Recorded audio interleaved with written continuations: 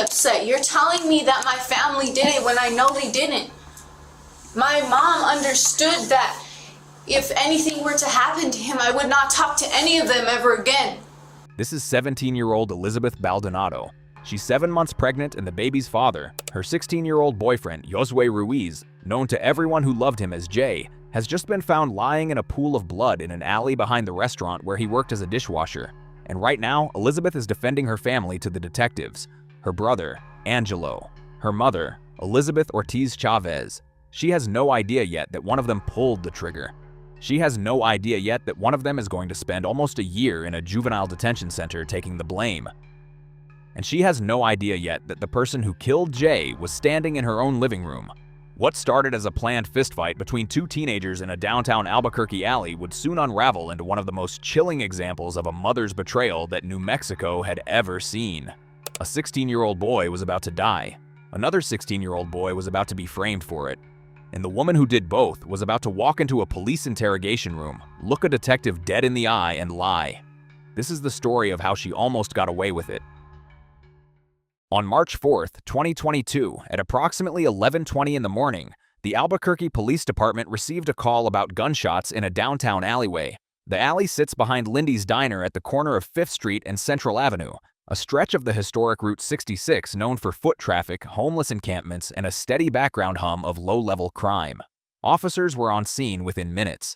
What they found would launch an investigation that would last more than 3 years, reach through 3 generations of a single family, and end with a killer hiding in the last place anyone thought to look. Yeah, bro. Does have a balloon. Start 4355. That neighborhood extends everything. Okay, this is secure the scene. Police identify the victim as 16-year-old Josue Ruiz, later referred to by his family as Jay. He is lying in a pool of blood, dead from an apparent gunshot wound to the head. His work apron is still tied around his waist. He had only started at Lindy's a few weeks earlier. While first responders secure the body, other detectives begin canvassing the alley. And almost immediately, one of them spots something that could break the entire case wide open. Somewhere right here. Yeah, so he just walked to the passenger side. And they react. Is this victim? The camera didn't catch the trigger being pulled, but it did record the suspect's escape. That short clip wouldn't solve the murder overnight, nor in the months to come. But fast forward a year, and it would be the exact clue that brought the whole house of cards down. As detectives swept the surrounding blocks, a crucial lead emerged right next door. Inside the charter school bordering the alley, officers found 2 families who had seen everything. Our kid wearing a graduation cap and gown, it was blue. And there was a group of people over here out of a car. I saw another guy backed it, like I just saw strange cars that aren't usually here.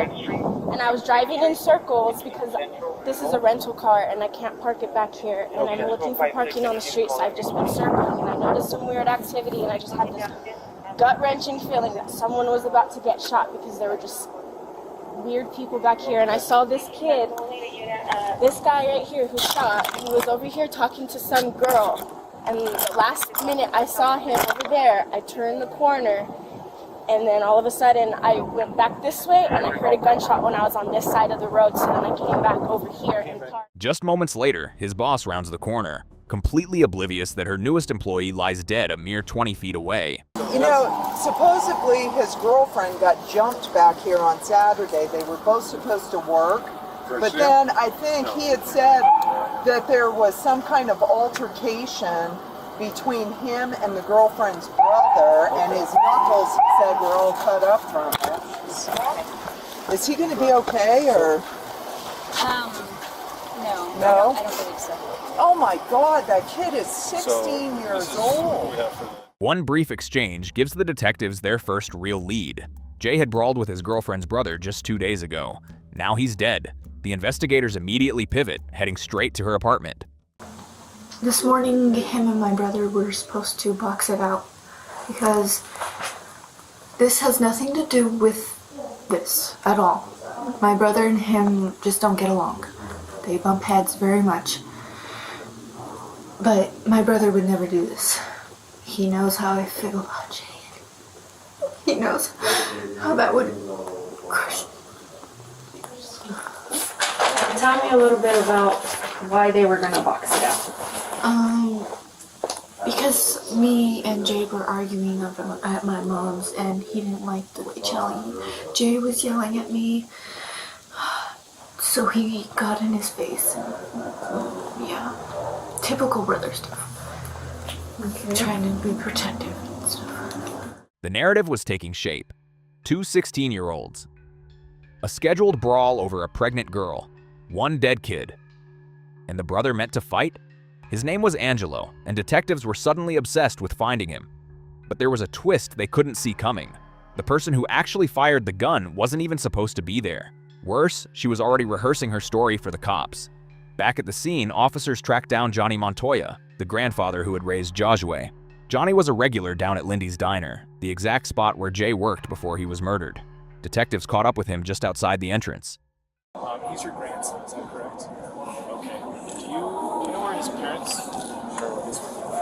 Yeah, we'll just let him. So like I said, those other detectives will be in touch with you. Are you going to hang out here at Mickey's?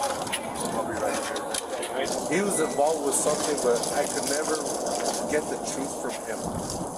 I could never get the truth from him. Okay now? Yeah. What can I do? What can you do for you? I mean, I tried for him to do it. I don't know what he was involved with for somebody to come out here and do something like that. I don't know. He just seemed like such a good kid. He seemed like a good kid that had, gone astray in the streets. Hey, Carol. Jay is dead. Yeah, we don't know exactly what happened, but Jay was killed.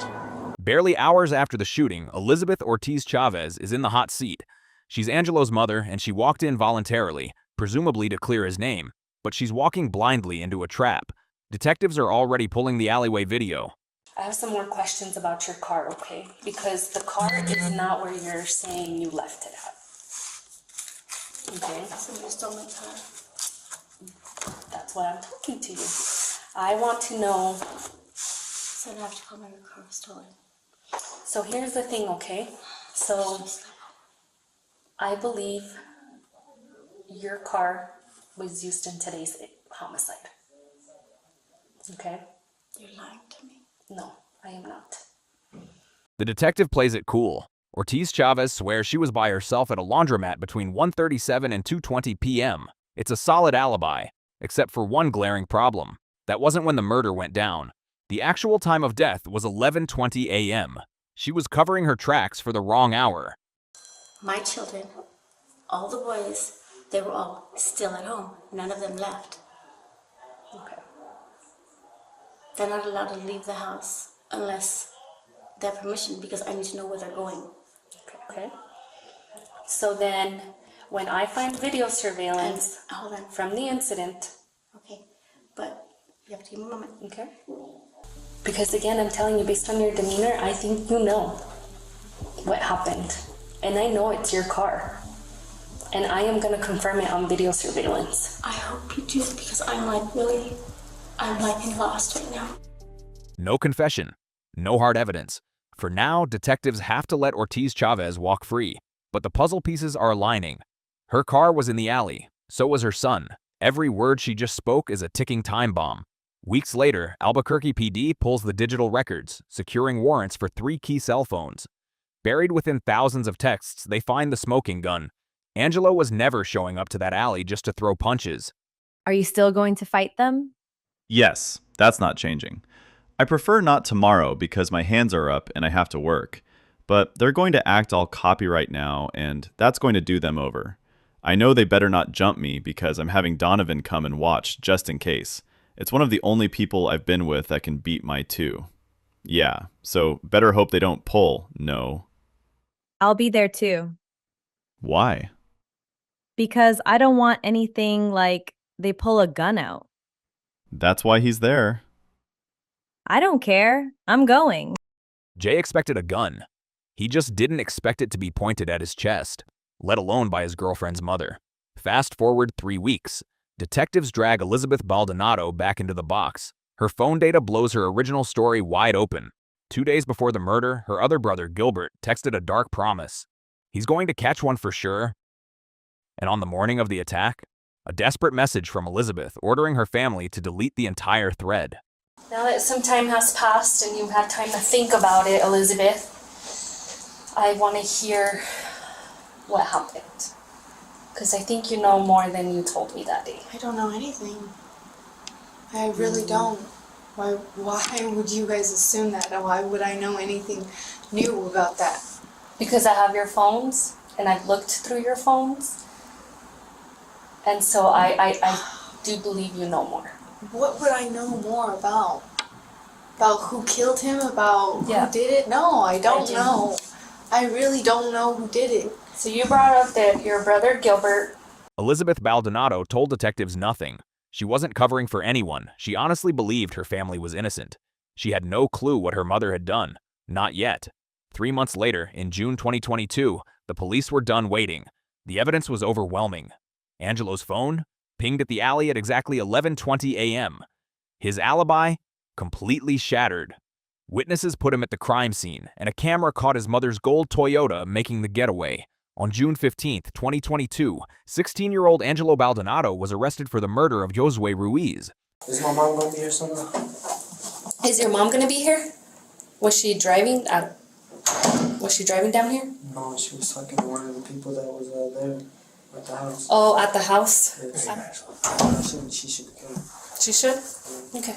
So, Angelo, because you are a minor, I am gonna read you your rights, and we're That's why I gonna... want my mom here. That's the main reason. Like, I didn't get questions or something. If I wasn't like gonna talk to my mom about it. So you want your mom here while I read you your rights as well? Yeah, I want her for the whole thing. For the whole thing? Okay, fair I enough. was asking so much. Elizabeth, this is Connor with APD. Angelo wanted you to be there with him. For almost a year, the case gathered dust. Angelo sat in juvie, staring down an adult murder trial. Elizabeth Ortiz Chavez stayed home, raising her other kids, but the family's dark secret was rotting from the inside out. In March 2023, the silence finally broke. The leak? Elizabeth's oldest son, Gilbert, fed up with his mother and furious that his little brother was locked up for her sins, Gilbert took to Facebook. He started posting angry, public rants, and one of those posts just happened to catch the eye of a woman scrolling her timeline. But I've been kind of watching, everything that goes on Facebook, and I was able to see that Gibby was pretty hateful towards his mom and would always make comments about her and the family, and then he started making posts about the brother being there, that he doesn't belong there. And so I figured maybe I could get him to say something about it. He was the weakest link in the family, so I messaged him. She already had a burner Facebook profile, created long before the shooting for a totally different reason. But now, it was the perfect undercover tool. She sparked up a casual chat with Gilbert. Then, once he was talking, she steered the conversation right where she wanted it, straight to his brother. Why is your brother locked up? Because my mom and him went to go fight my sister's baby daddy because he beat her. And when they got there, my sister's baby daddy tried to pull out a gun, but he got hit before he could even get his gun. But they put the murder on my brother. I said, that's real fucked up. Why they put it on your brother? What the f***, your mom didn't tell nobody it wasn't him? He said, nope. I said, if I had kids and it was them or me, I'd say I did it. I never want to be like my mom. I hope he gets out. That's so f***ed up. He said, the crazy part is my little brother ain't telling on my mom. I said, so your mom did it and let your brother go down? And he said, yep. She messaged Gilbert under the fake name, and he replied. The chat that followed was something she would end up reading to the police, word for exact word. 3 letters, 1 word, and a year-old cold case was blown wide open. She didn't hesitate, walking straight into the department to drop the entire transcript on their desks. Finally, detectives had the missing link. Fast forward to April 2023. Police drive out to the juvie center. The official story? They need Angelo's DNA and prints. The real reason? They have that Facebook thread ready to go, and they want to see his face when they put it on the table. Well, right now we're on the spring break. Oh, okay, so spring break schedule? Yeah, we didn't have school this week. But other than that, we went to school. We wake up like, 6? Yeah, wake up like 6 something in the morning. Like 6:30ish. Brush our teeth, do some, I wet my hair. And then we'll go on to school at 7:30. Go to 2 classes in the morning, come back to the unit at 9, eat a snack, go to school again until, what is it? Till count, like 11:35. It seems like a minor detail, a kid listing off his daily routine. But for the detective in that room and anyone watching the tapes later, the footage is incredibly heavy. You hear the awkward pauses, the way he stops mid-sentence to ask himself, what? His whole life has shrunk down to a juvie schedule he can barely keep straight. And then, before the visit is over, he asks the exact question that blows the case wide open. I do know. The main question is if everything will be happening what we're talking about right now, would I get at least the first degree dropped on? So would be the way to work around it. So if you're wanting to now give a statement, we can definitely schedule an appointment where it's me, you, and the attorney. And then I'm more than willing to talk to you then. That's the turning point. 10 months of protecting his mother's secret, unraveled by his brother's Facebook rant. Sitting in a bleak visitation room, speaking through grainy, muffled audio, the kid who took the fall is finally ready to flip. He offers them the whole truth. His only price? Dropping the first-degree murder charge. Just like that, his mother's time is up. On May 6, 2023, more than a year after Jay Ruiz was found bleeding in that alley, Albuquerque police finally made their move. They arrested 49-year-old Elizabeth Ortiz Chavez. The charge? First-degree murder. She was sent straight to the Metropolitan Detention Center, locked up without the possibility of bail. But the nightmare this family was hiding wasn't over. Not even close. Back in March of 2023, while executing a search warrant for the murder, detectives found something else on Elizabeth's tablet. Something sickening. 23 images of sexual exploitation. She was charged separately in April.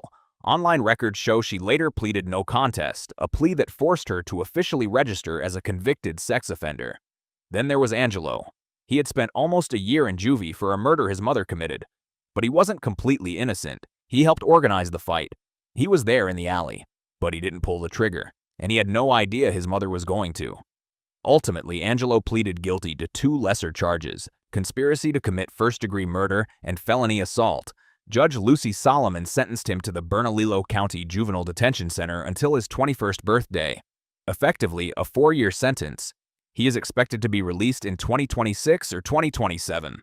Fast forward to January 14, 2025. Nearly 3 years after Jay Ruiz was killed, Elizabeth Ortiz Chavez took a plea deal, dodging the original first-degree charge. She pleaded guilty to second-degree murder with a firearm enhancement. On May 2, 2025, the day of her sentencing, Jay's family packed the courtroom. A family friend, Jennifer Gutierrez, stood before the judge. Her words were simple but heavy. He was incredible. He had a great sense of humor. He cherished his family. He was raised with strong moral principles and values, and he had dreams for the future. Judge Lucy Solomon didn't hold back. She handed Elizabeth Ortiz Chavez the maximum sentence allowed under the plea deal. 18 years in the New Mexico Department of Corrections. She will be 67 years old by the time she gets out. Bernalillo County District Attorney Sam Bregman summed it up perfectly. He called her the worst of the worst. Josue J. Ruiz was only 16 years old. He had just started working as a dishwasher at Lindy's Diner a few weeks before he died. He had dreams. He had a family who loved him. And in November of 2022, 8 months after Jay was gunned down in that alley, his son was born.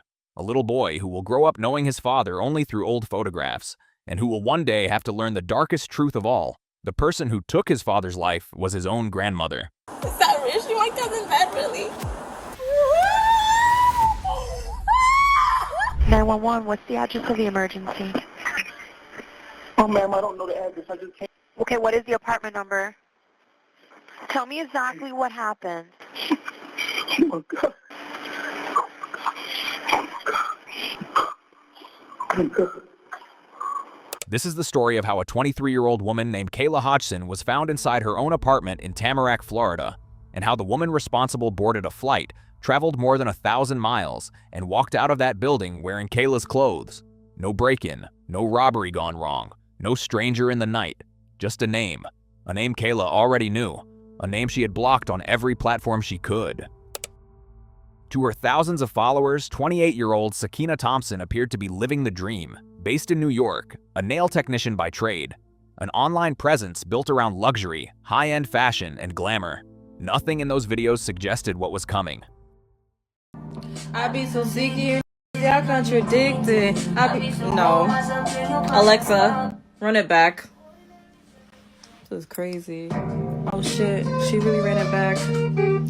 But y'all really did not hear the first line, like, do you hear how she started off the song? Like, she's tired. We're tired. Don't laugh at my eyelashes. Good morning, y'all. Y'all see my little Jewish curls? It's the soccer mom outfit for me. I totally embarrassed my friend today at the mall. You already know I want to match my perfume with my clothes, but I went with the Chloe instead. This is a bad bitch perfume. Sakina was in a relationship with a man named Revelto Robinson. Friends and family called him Terry. To her followers, it looked like she had found her soulmate. The posts told a single, consistent story, a glamorous, unshakable romance. But underneath the curated feed, the relationship was failing. Sakina was far more invested in Terry than Terry was in her. It slipped into an unstable on and off pattern, and during one of those breaks, Terry began seeing another woman. Her name was Kayla Hodgson. Kayla was 23 years old. She lived in Tamarack, Florida, more than 1,000 miles from Sakina and Terry's world in New York. She worked nights as a bottle girl at a club called Spot Lounge, where she pulled long shifts every Tuesday, often until 4 a.m. Friends described her as outgoing, carefree, the kind of person who walked into a room and changed it. When Kayla finally got home from work in the pre-dawn hours, she had a routine. She would change into a nightgown and pink Crocs. She would lock her doors. She would not open them for anyone she didn't know. I ain't gonna lie, I like flirting just to see if I still got it, but linking up? Nah, that's crazy. Over time, Sakina's anger shifted, away from Terry, the man who had actually cheated on her, and onto Kayla, the woman she had never met, the woman more than 1,000 miles away. And the people closest to Kayla began to notice that something was very wrong. After Kayla's death, detectives sat down with one of her closest friends. What she told them painted a portrait of a woman who had been under siege for months, long before the night she died. This is from the police interview. She was getting harassed with prank calls. Okay. And with those prank calls, what was being said? When you say prank usually makes me think funny calls. Is it threatening calls or? More like, you go from Miami, they'll say on the phone and they'll be like, oh, you're a whore. Leave my man alone. Like, just stuff like that. I called her back yesterday cussing her ass out with my homeboy on the other line. She was like, oh, you're showing out for your friends now. And I just kept yelling. I said, no, they're really playing on your phone. She said, like, they would be silent for a good minute. Then I would have to scream hello just for them to say hello. Like, what the? Then at the end, she was like, you know you're a whore, right? I was like, yeah, I know. Tell me something else. Then the bitch would go quiet. The calls weren't the only thing. So the girlfriend seemed to know every time they start talking? Yes. And do you know how that is? No, the girl crazy. Excuse me. He had a tracker in his car. That's how she found out that they went out to eat, that he was picking her up. But for the most part, there's not one time that she did not know. A GPS tracker, hidden in Terry's car. Kayla tried to make it stop. She blocked Sakina on every social media platform she could find. She tried to wall her off, but cutting off the watching didn't make Sakina stop watching. It moved her offline. Have you ever met her in person? Yes. And where was that at? Not formally meeting her, more so meeting on the terms of she was waiting for Kayla at a lounge when we were in New York. Why was she waiting for her there? Probably to fight her. Oh, she wasn't like, they weren't trying to meet up and like squash something. No, she just happened to show up where Kayla was headed. It's like that place was a frequent place for the guys to go hang out. So they knew that after, that's where they were going. So she went there in some sweats, hair tied back, looking to fight. So we get there, we park the car, and he's calling her the whole time she's driving there and he's telling her, don't go inside, don't go inside, don't go inside. please don't go inside. I'm begging you. Don't go inside. Showtime. Don't go inside. And she's looking like confused, like, why? And I'm looking at her and I'm telling her, like, the girl has to be inside, you know? Like, there's no other reason why he don't want you to go in there. Like, so we ended up pulling up to Showtime, and he ends up calling her because he sees us park. And he's like, come to my car, come to my car, come to my car. And she's like, she's just going to go to his car and see what he's talking about. So I ended up just still going inside. Well, I texted her first and I was like, the girlfriend is here. And you'd already seen her at that point? I seen her at the end of the bar waiting. But no, you'd seen her online, and like, how'd you recognize her? Yeah, I seen her because she would message Kayla, so we'd look at the page and be like, okay, this the girl. So now I look on it and I'm like, okay, the girl's sitting here. So I messaged her and I was like, the girlfriend is definitely here. And then Kayla texted me back and she was like, yeah, that's what he's telling me. She's inside and she was waiting for me. And then I looked down and I seen her. And when she seen me, she looked at me. Then she looked past me because the person she's looking for, she knows is going to be with me. And she didn't see Kayla. So then she sat there for a little minute, you know, waiting to see if she's going to come. Then the place was closing and she got up and she left. Sakina did not get Kayla that night. The lounge closed. She left. 6 months later, she would board a flight. In July of 2022, Sakina Thompson booked a flight from John F. Kennedy Airport in New York to South Florida. She packed a bag. She got on a plane. She traveled more than 1,000 miles to the city of Tamarack, to an apartment complex she had never been to find a woman she had never formally met. A flight from New York to Florida is not a moment of passion. It's hours in an airport, hours in the air, hours of opportunity to turn around. She didn't. When she arrived at Kayla's apartment complex in the pre-dawn hours of July 13th, surveillance cameras captured her on her way in. She was not dressed like the woman in the TikTok videos. No glamour, no designer fashion. She wore a wide-brimmed hat, black sweatpants, a long coat, a black COVID-style mask pulled up over her face, and she was alone. But before she found Kayla's apartment, she had a problem. She didn't know which unit was hers, so she started knocking on doors. One of those doors belonged to a 16-year-old girl named Jemiah, who lived on the same floor as Kayla. This is from her police interview. It's around like 2:30 maybe. I heard a knock at the door, so I looked through the peephole, but I wasn't sure who it was, but I seen it was a woman. And when I opened the door and I poked my head out, she was talking to me. She was kind of not looking, like she was looking, but like over her shoulder. And then at one point she turned and she pulled her mask down.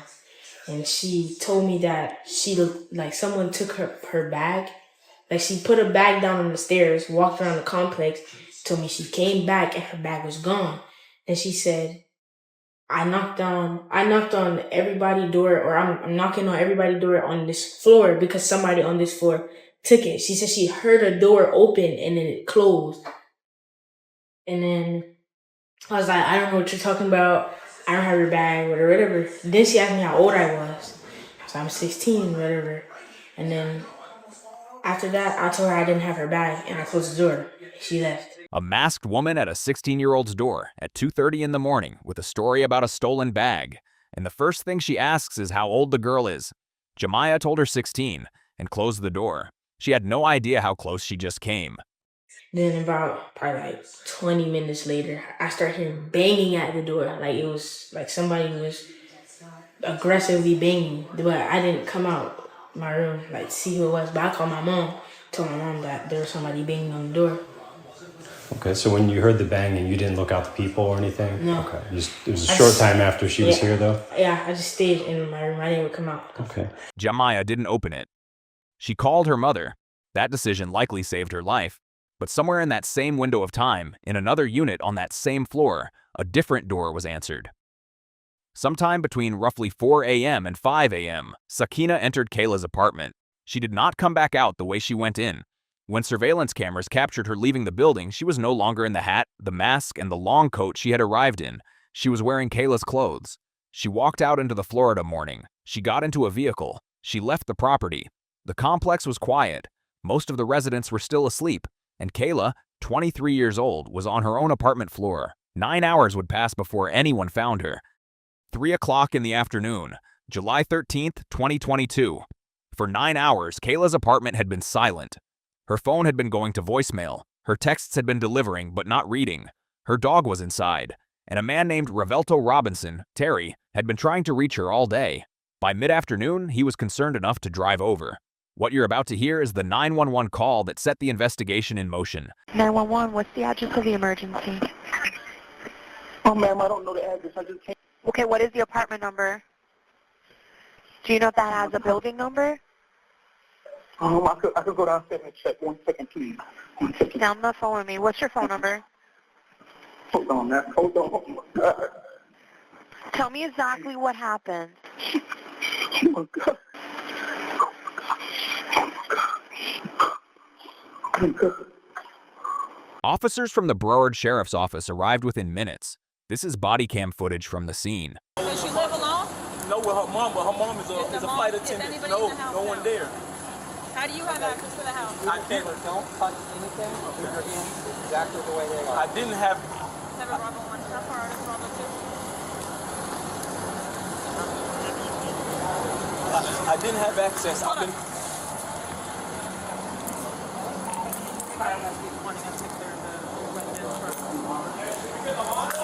Yeah. Yes. 200.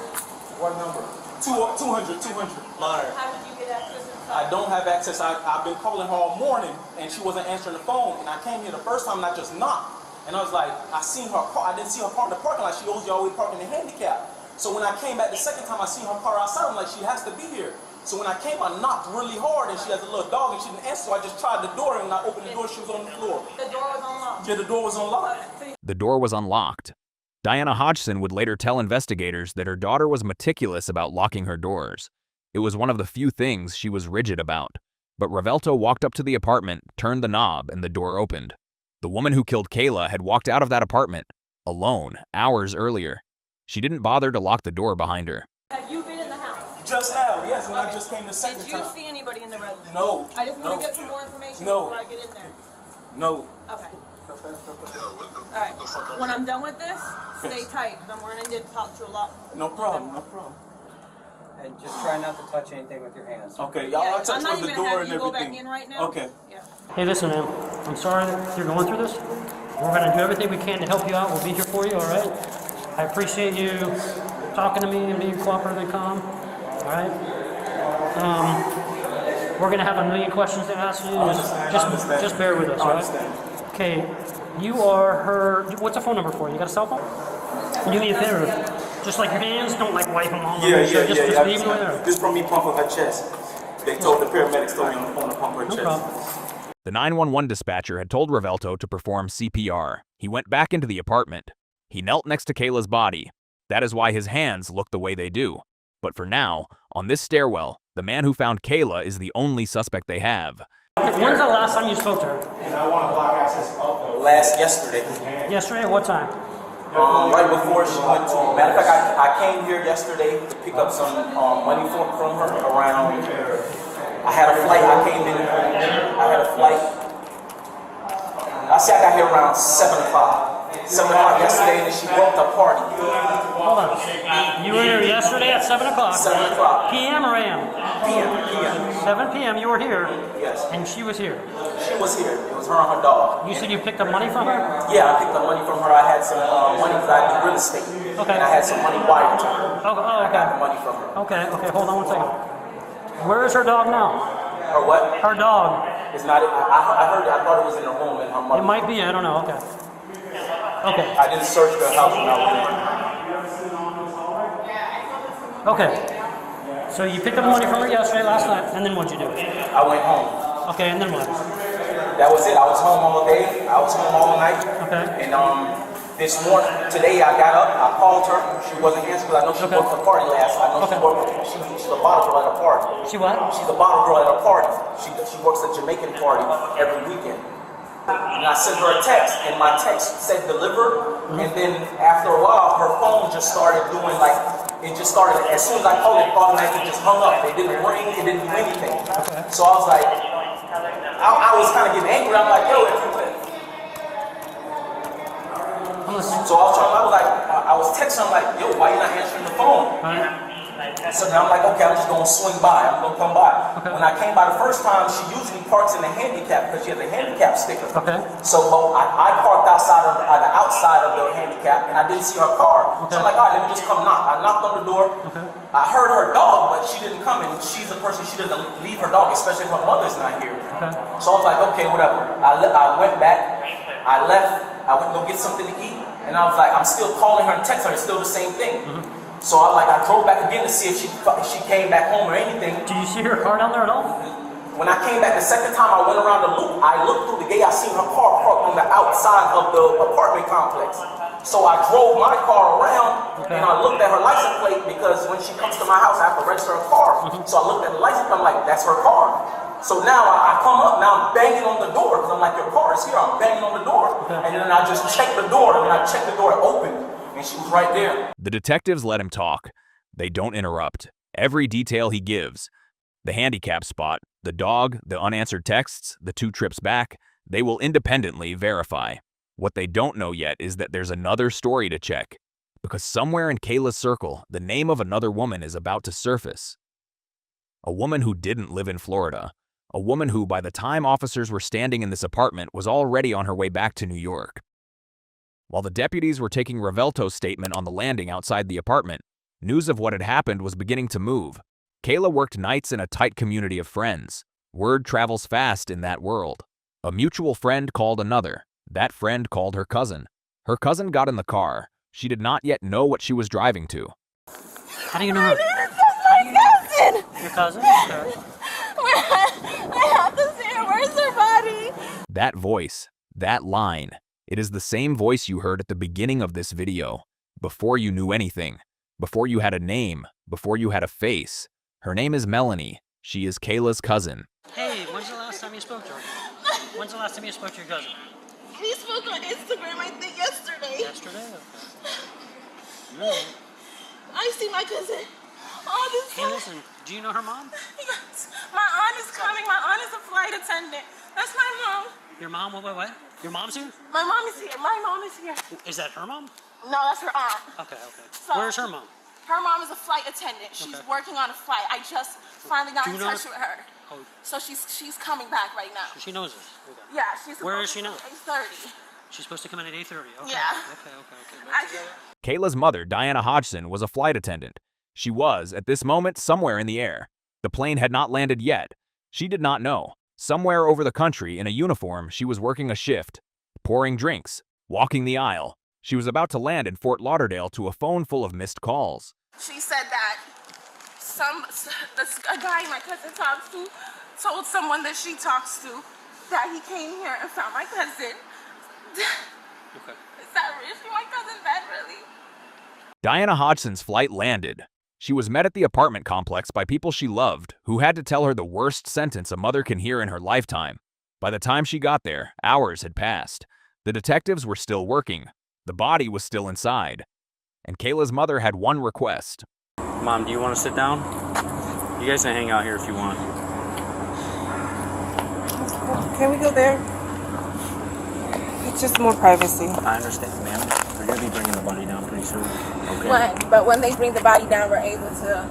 I can't answer those questions. I have no idea. We spoke with her. They Okay. said we're at least able to pray over her. Okay. Well, I'll let body removal. They'll know for that. But I'd appreciate if you guys just hang out over here until we figure that out. All right. I'm trying to have the detectives come over here and talk to you guys and just give you the gist of everything. Yeah, because her mom just got here, so. I understand. She got off the flight, right? Yeah. Okay. Just please be with her. Yeah. I know she's upset. The family was told they would have a moment to pray over Kayla before she was taken away. That moment did not happen the way they expected. Wait. Let me pray over her. You guys promised me I could pray over her. Please, you guys promised me. Just wait. But why are they loading her? Just wait a second. Where's Mom? Where's Mom? She's right here. Hey. Listen, please. I get She's it. right there. You guys don't get it. Please. Let me talk to Mom. She's Let me right talk to there. Mom. Wait, hold on. Mommy come here. Wait, listen. Are you Mom? Who's Mom? Hold on, Mommy's coming. Mommy's coming. Okay. Listen, I asked earlier, whoever it was earlier, before you guys take her and put her in, can we please pray over her? Nobody's gonna touch her. We can't have a lot of people over there. Okay, that's so fine. let's have. Where's Mom? She's coming. She just got here. Just wait for Mom. She just got here. Yeah, just put it here. Nobody's touching her. How many? Okay, you will have 3 people go up. Mom can have her and 2 other people. Okay, that way we don't have a lot of people there because it's very emotional. We're not gonna take Okay, listen. Oh, we're gonna take a moment. Take a moment.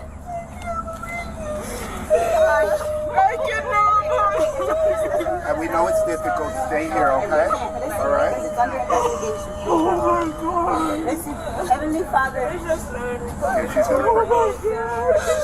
The body was removed.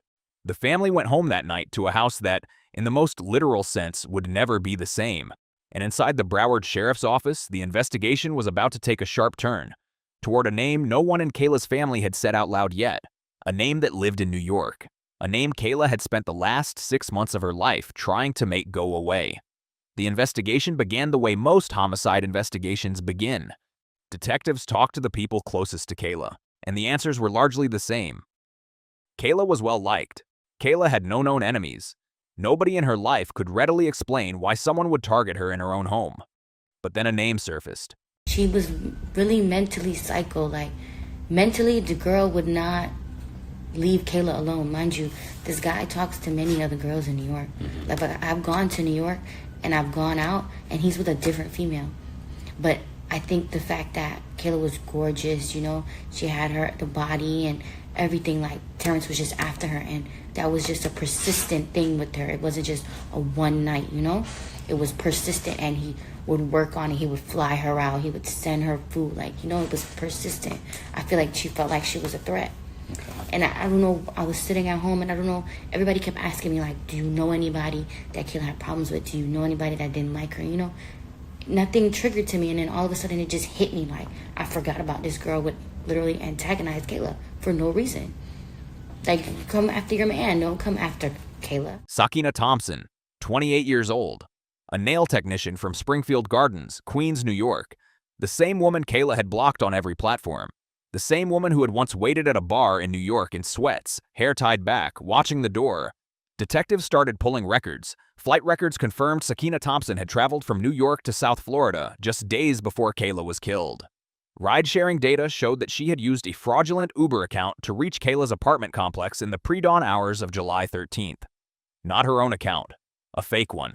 Security footage from the apartment complex captured a woman matching Sakina's distinctive build entering the building. Hat, mask, long coat. Hours later, that same camera captured her leaving, no longer in the disguise she had arrived in, but in clothes that belonged to Kayla.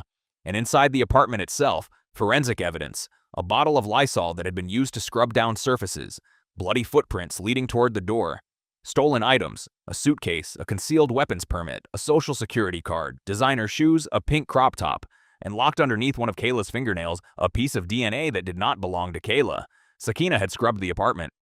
She had wiped down what she could. She had walked out in a different set of clothes. She had used a fake account, but every contact leaves a trace. In the seconds of the attack, Kayla had fought back. She had gotten a hand up. She had scratched. And that piece of skin under her fingernail outlasted Sakina's entire cleanup. It was a DNA match. On July 25th, 2022, less than 2 weeks after Kayla's death, a warrant was issued for Sakina Thompson's arrest. The Broward Sheriff's Office coordinated with the New York Police Department. Sakina had returned to her home in Springfield Gardens, Queens, the same neighborhood she had flown out of weeks earlier. By all appearances, she was getting back to her life, posting to her followers.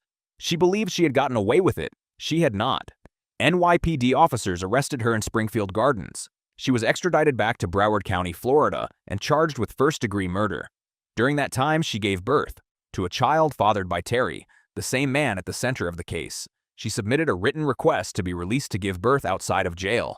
The judge denied it. She would deliver from inside. And in early 2025, the state of Florida finally brought her into a courtroom. She took the stand in her own defense. And what she told the jury was not what the evidence said. In a Broward County courtroom, nearly 3 years after Kayla Hodgson was killed in her own apartment, Sakina Thompson sat at the defense table and made a decision most defendants never make. She took the stand. For more than 2 hours, in her own words, she told the jury what she said had happened that night. A little, I guess you could say, jealous and like insecure. She just starts grabbing my hair and punching me. and I'm on the floor. I'm kicking. I'm trying to get up to fight back at this point because now it's a fight. I told her I was pregnant, so I felt like she was trying to hurt me and my baby. I didn't just fight for me. I fought for me and my baby. I had to change at that point because I'm like, I can't leave out of here looking like this. Listen to what she said at the end of that sentence. I had to change. That is not what a person says after fighting for their life. Why did you feel like you had to change? Because there was blood everywhere. Why didn't you call the police? I was scared. Just scared. Okay. What were you scared of? I was pregnant and like I just killed somebody. The defense had a name for what happened in that apartment. They did not call it murder. They did not even call it a fight that got out of control. They called it a conversation. This woman-to-woman conversation that Sakina had in mind had escalated and it turned into something more than what she planned when she went to go talk to Kayla woman-to-woman. She was afraid to call the police. Why would they believe her? She panicked. A woman-to-woman conversation at 4 in the morning, after a 1,000-mile flight, after a fraudulent Uber, in a hat and a mask and a long coat, knocking on a 16-year-old's door for the pretext of a stolen bag. The jury had heard all of it, and the prosecution gave them one sentence to take into the deliberation room. Everything went according to plan, except being discovered. The defense told the jury this was a conversation that went wrong. The evidence told them it was a plan that went right, until it didn't. The jury was sent out to deliberate. They did not take long. The jury did not buy her story. After nearly 3 years of pretrial detention, after 2 hours of Sakina Thompson's own testimony, after the defense's framing of a woman-to-woman conversation gone wrong, the Broward County jury returned a verdict: guilty, first-degree murder. What was left was the sentence, and before the judge handed it down, Kayla's family was given the floor. First, I want you to take a look and see how many people dearly loved my sister. There are many more, and I can't say the same for you. This type of love and support will never go away and will always be here.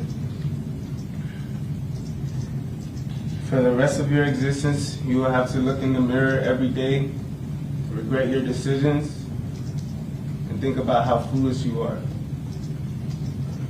I hope all your nights are filled with regret and loneliness, that you will never be able to see or hold your family again. Judge, I was advised not to say a lot more that I had to say. Thank you for your time. Kayla had another sister, and what she said next is the most important thing said in this entire courtroom. On July 13th, around 3:30, I received a phone call that Kayla was found dead in her home. The very first question I asked God in the midst of all my tears laying on the floor was, who would do this to Kayla? You see, Kayla was the type of person that you didn't get to meet twice in life. She had a spirit that shined so bright, every single room she walked into would light up like Times Square on New Year's Eve. She was a people person, easy to have a conversation with a stranger and leave you with the feeling that you've known her all your life. She was caring, the type to give you the shirt off her back if you were in need. She was family oriented, the one to always make the time to spend with family, no matter what responsibility she had to attend to. Family always came first, Kayla. She was loyal, the type to have your back and best interest in a room of people talking bad about you that you weren't present to witness. She was humble, the type to compliment the loner, awkward girl in the corner of the room and make her feel like she was the most prettiest main attraction there. I almost wrecked my brain out asking myself, who would want to destroy such a light? Only to discover this jealous, insecure individual had the audacity to ruin my entire life. Who gave you the right to come into her home and do this to her? What makes you think you can violate someone's right of human life and take it away and just live a normal life after, as if nothing has happened? Or how about the audacity of you to come up on this stand and waste taxpayer dollars and tell them a crock of garbage to everyone in the courtroom about your blackout reasoning? You sat here and you stared at me and my family, my aunt, in our eyes, taunting us for 3 long years, showing absolutely not one drop of remorse for what you've done. In fact, your stare showed an expression of, so what? Yeah, I did it, and I do it again. 37 times you displayed that you deserve a life sentence over and over again. 37. That is the number of times Sakina Thompson stabbed Kayla Hodgson inside that apartment. You do not do that in self-defense.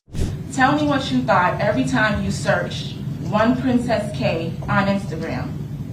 You've seen a beautiful girl with a banging body, vibrant personality, the complete, total opposite from what you see when you stand in front of the mirror.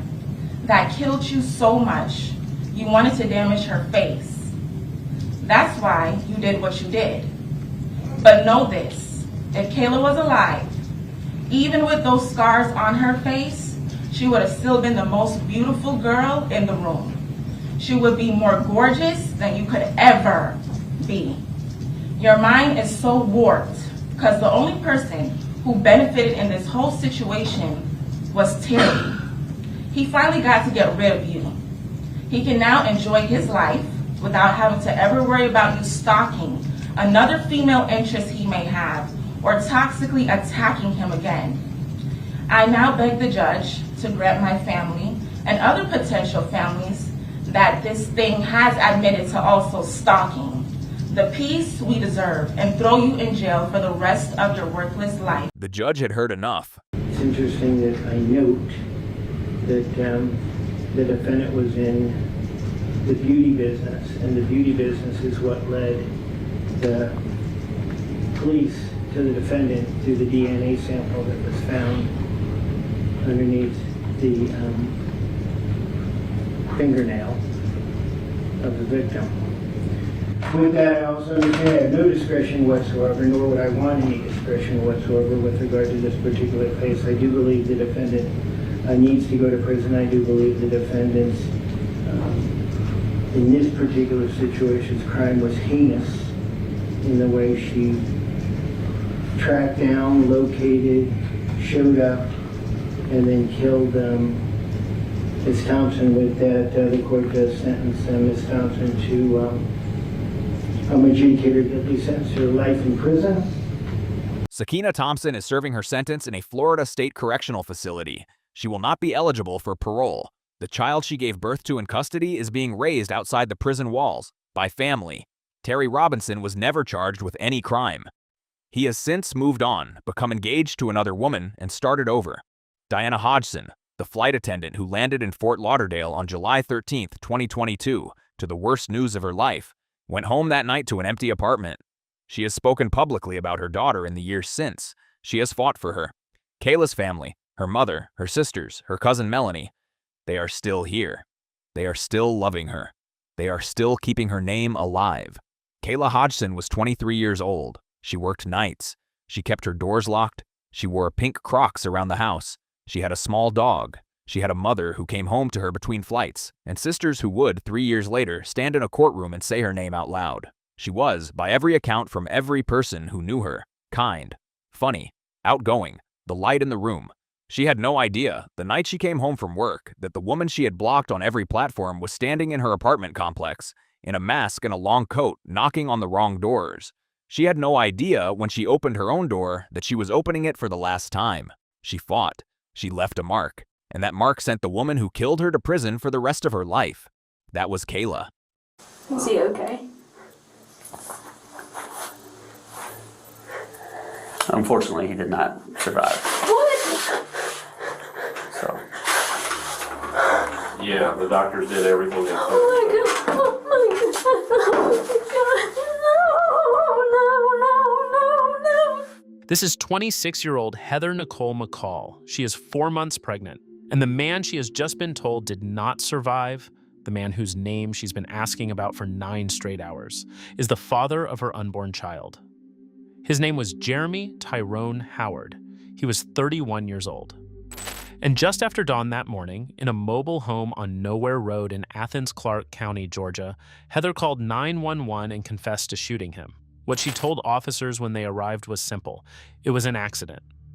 She didn't know the gun was loaded. She was only trying to scare him. But what investigators would spend the next several hours trying to understand was something far more uncomfortable than an accident and far more complicated than self-defense. A story that kept bending under its own weight every time she told it again. To understand how Heather Nicole McCall ended up on the floor of that interrogation room, we have to go back 9 hours. To a quiet road outside Athens, a panicked 911 call, and the moment officers stepped into the trailer and realized that almost nothing in this case was going to be as simple as it first appeared. It's just past dawn on June 12, 2024. The Athens Clarke County Police Department is dispatched to a mobile home on Nowhere Road, northeast of Athens, Georgia, after a panicked 911 call. The caller is a 26-year-old woman named Heather Nicole McCall. She tells dispatch she has just shot her boyfriend. She tells dispatch she is pregnant. She tells dispatch she did not mean to do it. When the first deputies arrive, they don't walk into a crime scene. They walk into a fight to keep a man alive. Is he gonna be alive? Okay, we'll take a look at it in a second. Where's the firearm? No, stay right there. I'm gonna get it. No, don't get anything. All right, step over there. Okay. Step over there with that. Step over there. He's in the kitchen. Okay, step over there. Step away from her. I'm sorry. You're good, man. That's the father of my child. Okay. And I'm pregnant. All right, let's walk over here. I didn't mean to shoot him. All right, I didn't walk mean over to here. Shoot him.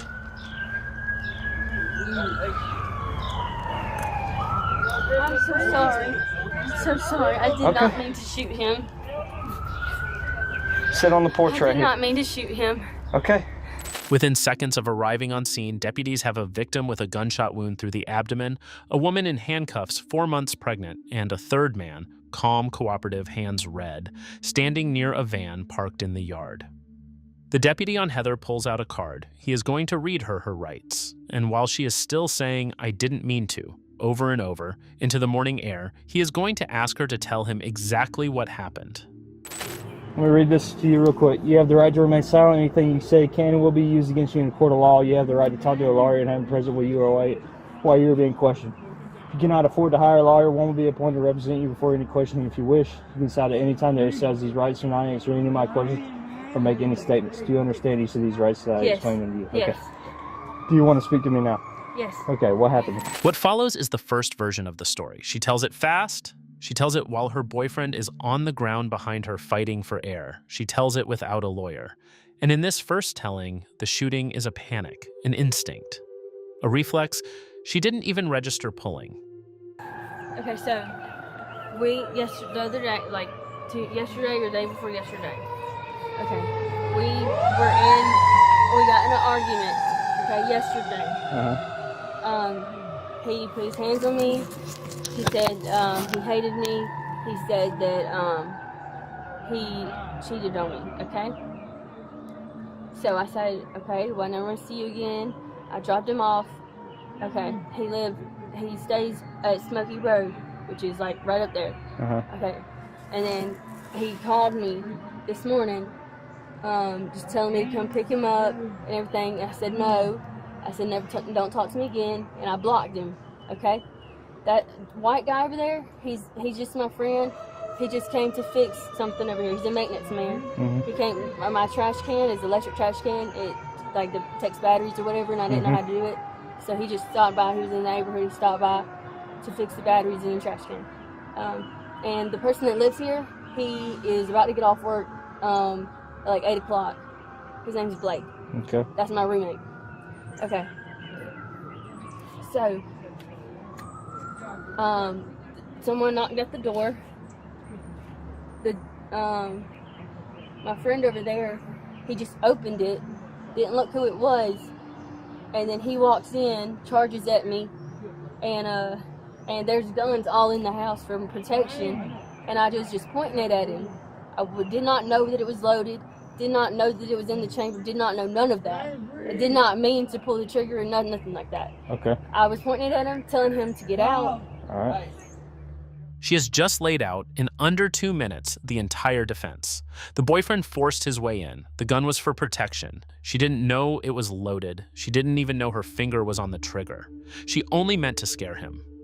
But while she's talking, the friend in the yard, the maintenance man with blood still drying on his shirt, is giving his own statement to a different deputy a few feet away, and his version of events does not quite line up. Oh, this is her phone? She called 911, and I literally just gotten here. Did you know her? I just met her maybe about a week and a half ago. When this happened? Yes, I was here for like 3 minutes, and it happened. Oh, okay. So I came in, we were hanging out, met her dog. He came in, went to go, he's like, I need an ID or a card or something. And I guess that's the baby daddy. Something happened with something cheating, something like that. So I was like, I'm gonna give you guys a minute to talk. This is your personal conversation. Walked out the door, came in my car to grab something for maintenance. I think it was a drill or something. I was gonna change the batteries because it has a trash can lid. Yeah. And then I hear a pop, but it didn't sound like a gun. Right. To me, it did not, because it was inside. And then all I hear is, oh, and he's walking out the thing, coming down the steps, and you see the bullet shot. And it was an accident. She was like, it's an accident, because she was trying, I guess, leave me the alone, because he has beaten her before, is what she says. Okay. It's what she says. I've never seen it, don't know. Gotcha. And then she comes out. 3 minutes inside the trailer, long enough to meet the dog, short enough that he wasn't there for any of it. He didn't see Jeremy walk in, he didn't see Heather pick up the gun, he didn't see who said what. What he heard was a pop that didn't sound like a gun, and what he saw when he came back through the door was Jeremy already walking out, already shot. It would be the only outside account of what happened in that trailer, and it didn't actually witness any of it. While Heather is on the porch giving her statement, and the friend is in the yard giving his, 2 other deputies are stepping into the trailer for the first time. They are not looking for evidence yet. They are doing a safety sweep. Standard procedure. Make sure no one else is inside. Make sure no other weapons are within reach. Make sure the scene is locked down. What they find inside that trailer would change the way investigators read every word Heather had just said on the porch. Clark County Police. Anybody in here, announce yourself. Wow, that's a burnt temple. There's another rifle right here. American Tactical 45 Auto, hammers back. Shotgun behind the door. Drug use on the bed. There's an AR mag up there. Bullets and stuff. Nobody under the bed. Broken crack pipe. They're loaded to the hilt. Another rifle. Till I hear more from CID here, let's go ahead and she's giving you a pretty good initial statement there. Let's go ahead and hold off on trying to question her anymore. At least, and that was done under Miranda. Please tell me. Okay. A few minutes earlier, Heather had told the deputy that the gun she fired was there for protection. That is technically true. But what was sitting on that dresser, what was leaning behind that door, what was loaded and chambered and stacked across that trailer was not a household firearm for an emergency. It was an arsenal, a second .45, an AR magazine, multiple long guns, all loaded, all within reach, and on the bed, in plain view of the responding officers, drugs. This was not the home of a frightened young woman who happened to keep one gun nearby. This was a different kind of place. And the story she had just told on the porch was about to start sounding very different to the people who had heard it. Outside, the ambulance is gone. Jeremy is on his way to the hospital. Heather is sitting in the dirt next to the porch, hands cuffed in front of her, a deputy standing watch. Inside, deputies are still moving through the trailer, photographing the scene. Outside, the sergeant is walking the responding deputy through what's bothering him, because something already isn't sitting right. Find out specifically more from her about what all he was doing when he got here, because it doesn't necessarily seem like he was doing anything other than kind of opened the door and came in real quick. Wasn't actually offering any violence or anything like that. I'm gonna get you to stand up, Miss McCall. Wasn't actually offering any violence. That is the first crack. In her statement on the porch, Heather had said Jeremy charged at her, that she grabbed the gun because she was afraid he was about to put his hands on her, the way she said he had in the past. But the friend in the yard hadn't seen any of that. The trailer didn't show signs of any of that. And the only person who could have backed up the story of a violent confrontation, Jeremy himself, was now in surgery. While the deputies are still working the scene, they ask Heather to stand up. They're going to walk her through the story one more time, on her feet now, a little more clearly. And as she answers, the picture gets a little less simple. So your purpose for getting the firearm, was it because he was there, or was it because you were afraid that he was going to hurt you, or was it because you wanted him out of the house? I got the gun because I just wanted him to leave. You wanted him to leave? I wanted him to leave. I just was trying to scare him to get him to leave because I know he's stubborn and he don't leave. He makes like situations like worse. Like I was afraid that he was gonna put his hands on me. Okay. Did he make any threats to put his hands on you or anything like that? No. No? Okay. He never does, like verbally. Okay. So you just, when you were holding I it, was holding it like this. and your hand was just on the trigger, and when you squeezed I didn't your know hand. my hand was on the trigger. I thought Right. my hand Well- was on like the outside of it or like up under. I had no idea my hand was on the trigger. If I would have never even got it. Like. So do you think in your mind that this was an accident, Yes. or do you think it was self-defense? It was an accident. Okay. This is the moment the story splits in two. In one breath, she says she grabbed the gun because she was afraid he was going to hit her. In the next breath, she says he never threatened her. Not verbally, not at all. She says it was an accident. She says she didn't know the gun was loaded. She says she didn't know her finger was on the trigger.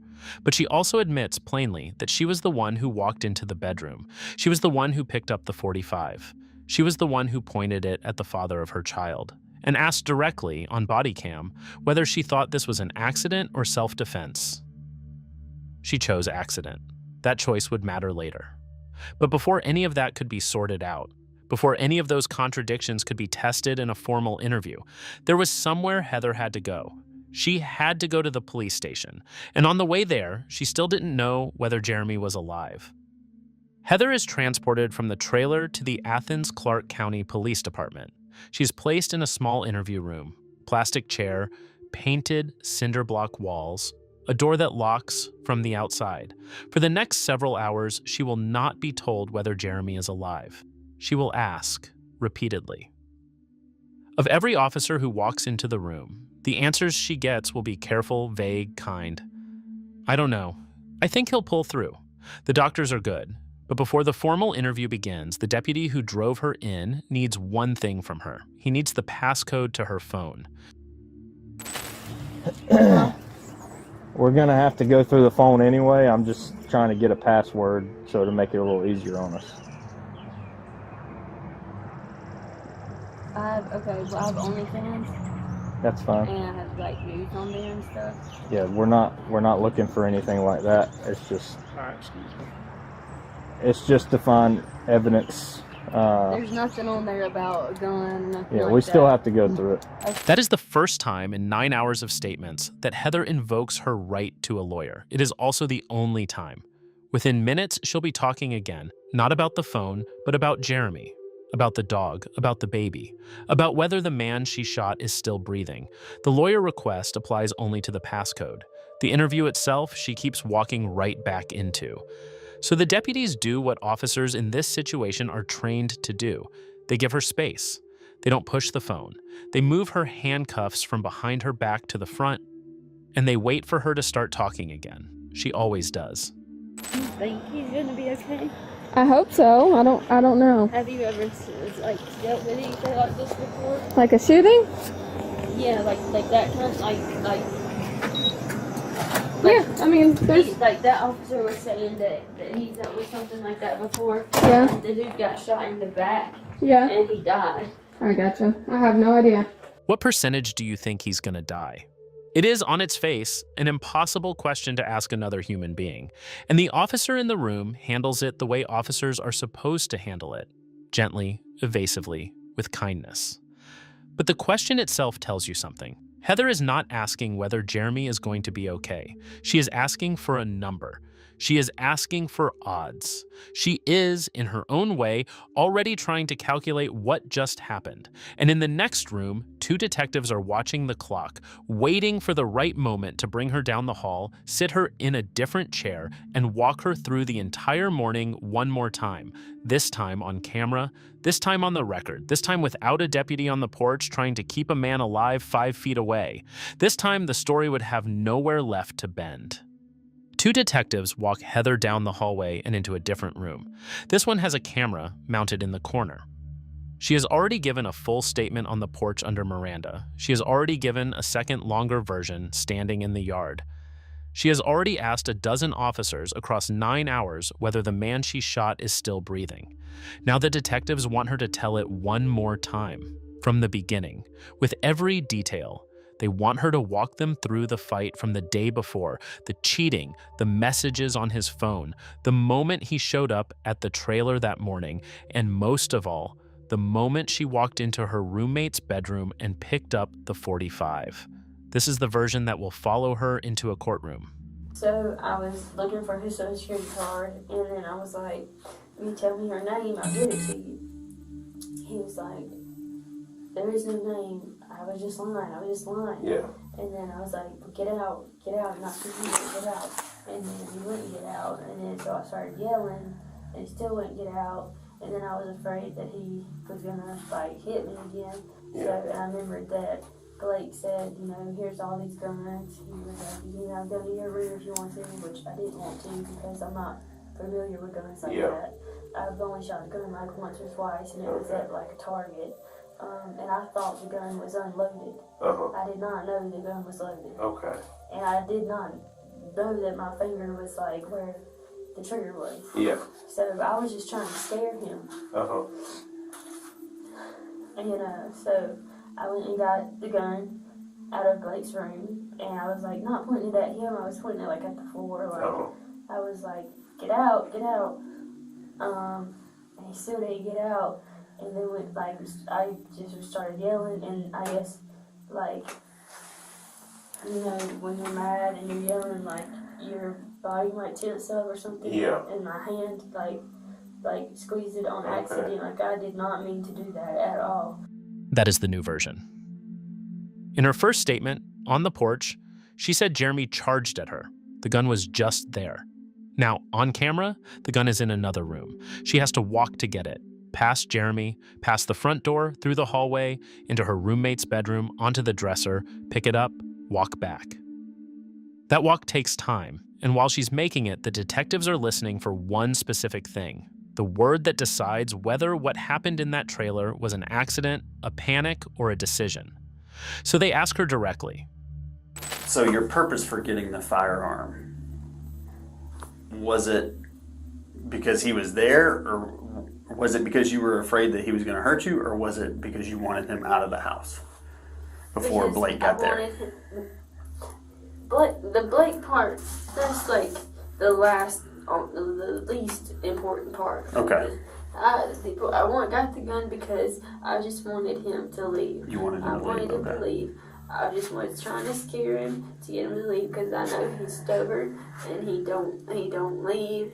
He makes like situations like worse. Like I was afraid that he was gonna put his hands on me. Okay. Did he make any threats to put his hands on you or anything like that?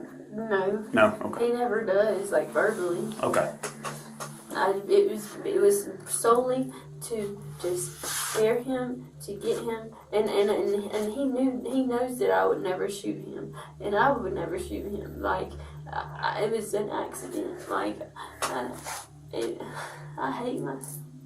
Like, because obviously a shooting happened, so we want to just maybe kind of figure out the reason that it all ultimately occurred. So do you think in your mind that this was an accident, yes. Or do you think it was self-defense? It was an accident. Okay. It was supposed to be like kind of like scaring self-defense. Yeah. Because I thought it was unloaded, and then it was 100% an accident. Right. Because as soon as it happened, like I ran over to him and I was like trying to help him. Right. I thought he was good. Well, I'll tell you what. Let me go check, make a few calls, see if we can get a condition on him. Please. And then we'll check back. I'm going to talk to Jeremy real quick, and it's obviously they need to do all their work and all that, and make sure they get. It was supposed to be kind of like self-defense. That is the sentence the detectives needed. Because what Heather has just said on camera is that pulling the gun out of her roommate's bedroom was a decision. Not a panic, not a reflex, something she walked into another room to do with intent. She just didn't intend the bullet that came out the other end. In Georgia, that distinction has a name. It is the difference between self-defense and involuntary manslaughter. The detective who has been asking the questions stands up. He tells her he's going to go make a few calls. Check on Jeremy's condition. He'll be right back. Heather sits in the chair, alone. She doesn't know yet that Jeremy has been gone for hours. She is about to find out. Heather has been at the Athens-Clarke County Police Department for hours. She has been transported in handcuffs. She has been read her rights twice. She has been walked through the morning 3 separate times. She has also asked of every officer who walked into the room the same question. Is he okay? What percentage do you think he's gonna die? Is he gonna live? She does not know, sitting alone in that chair, that Jeremy was pronounced dead at the hospital hours ago. She does not know that the detectives have already known for most of the interview. She does not know that the version of the story she just gave, the gun in another room, the decision to walk and get it, is now the version that will be sent to the prosecutor's desk by the end of the day. She is still waiting on a number. When the detectives walk back into the room, they finally give her one. Is he okay? Unfortunately, he did not survive. What? So. Yeah, the doctors did everything they could. Oh my god! Oh my god!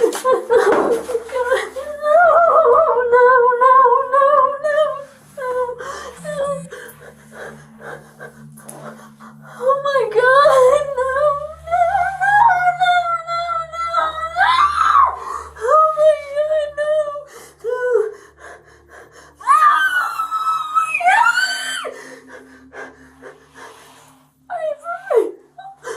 The doctors did everything they could. Oh no! Oh my god! Oh my god! Oh my god! Oh my god! Oh my god! Oh my god! Oh my god! Oh my god! Oh my god! Oh my god! Oh my god! Oh my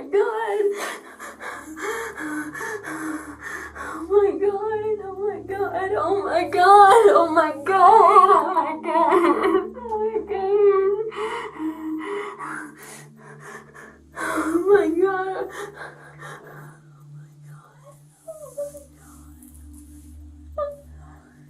Yeah, we haven't heard exactly what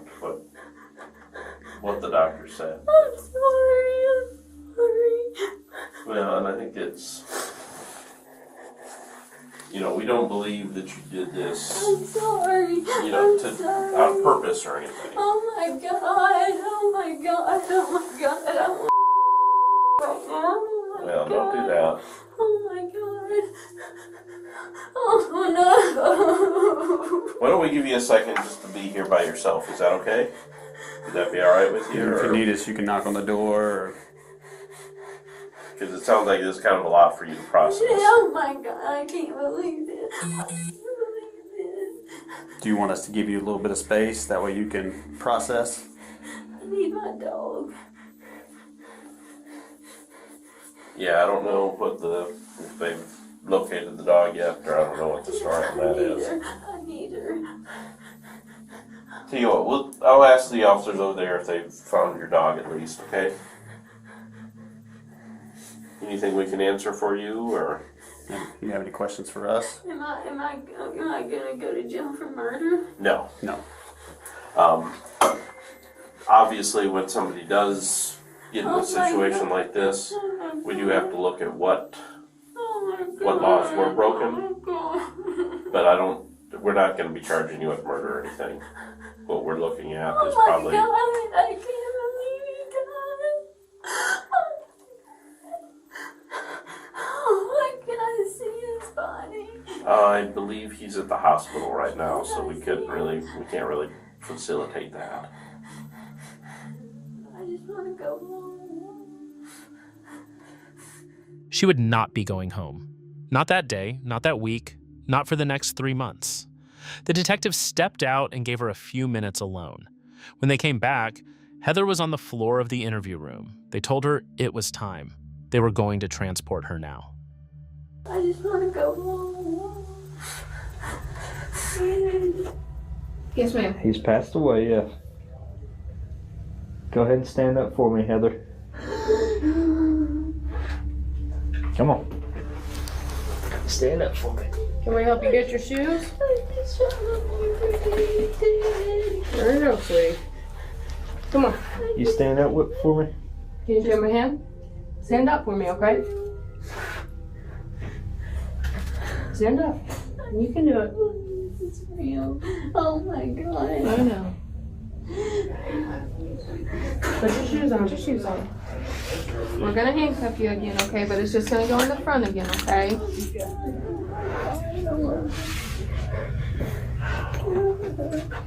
A hug? Oh my God. Oh my God.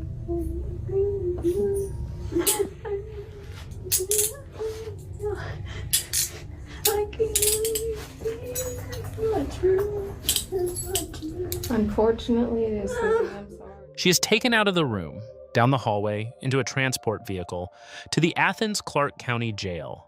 But the booking officers take one look at her, 26 years old, 4 months pregnant, the physical shock of the last 12 hours written on her face, and they refuse to admit her. She has to be cleared at a hospital first. So before Heather Nicole McCall is locked into a cell, she will spend the night in a hospital bed. The same kind of hospital bed Jeremy Tyrone Howard had been in hours earlier when he died. Heather Nicole McCall was discharged from the hospital and booked into the Athens Clarke County Jail. Officers recommended 2 charges: felony involuntary manslaughter and misdemeanor reckless conduct. A grand jury agreed. They returned a true bill of indictment. She was initially denied bond, but she would not stay in jail long.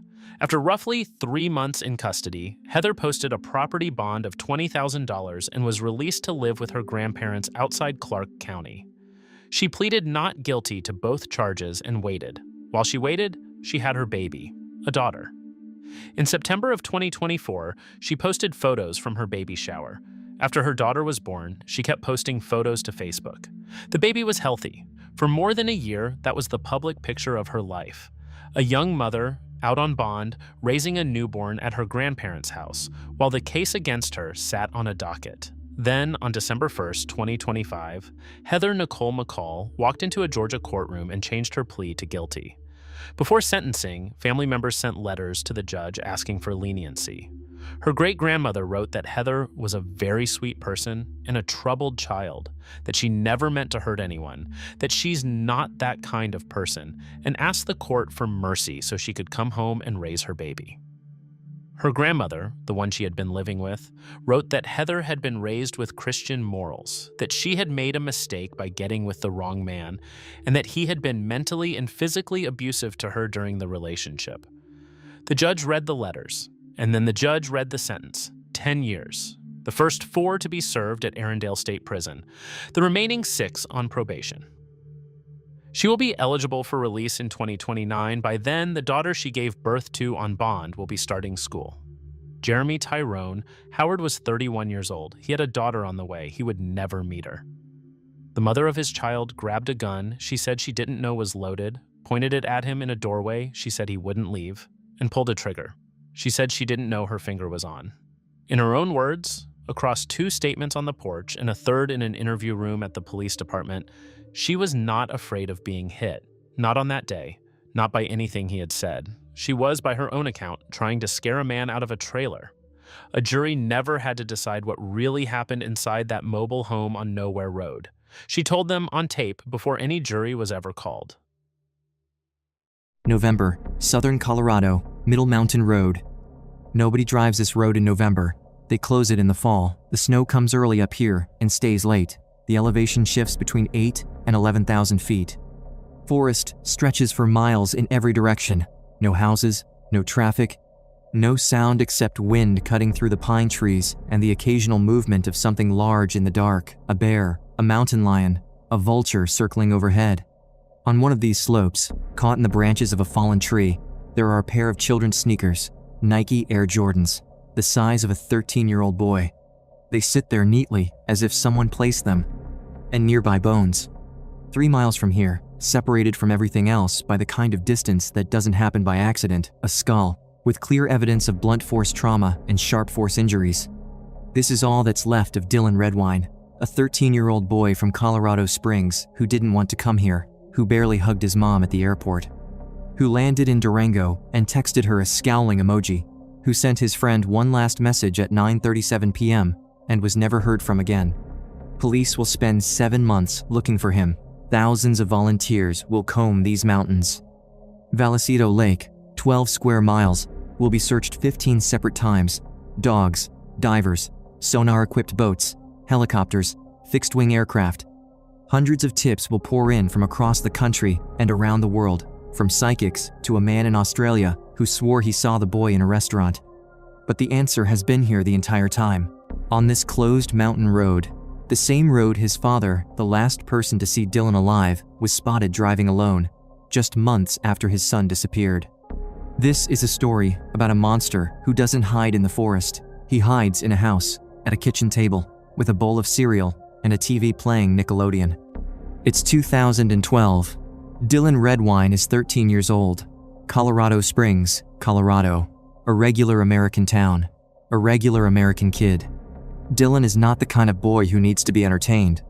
He finds his own things to do: baseball in the yard, tending a garden, firing off texts to his friends at all hours. His mom, Elaine, has always called him Bubby, a nickname that stuck from when he was small.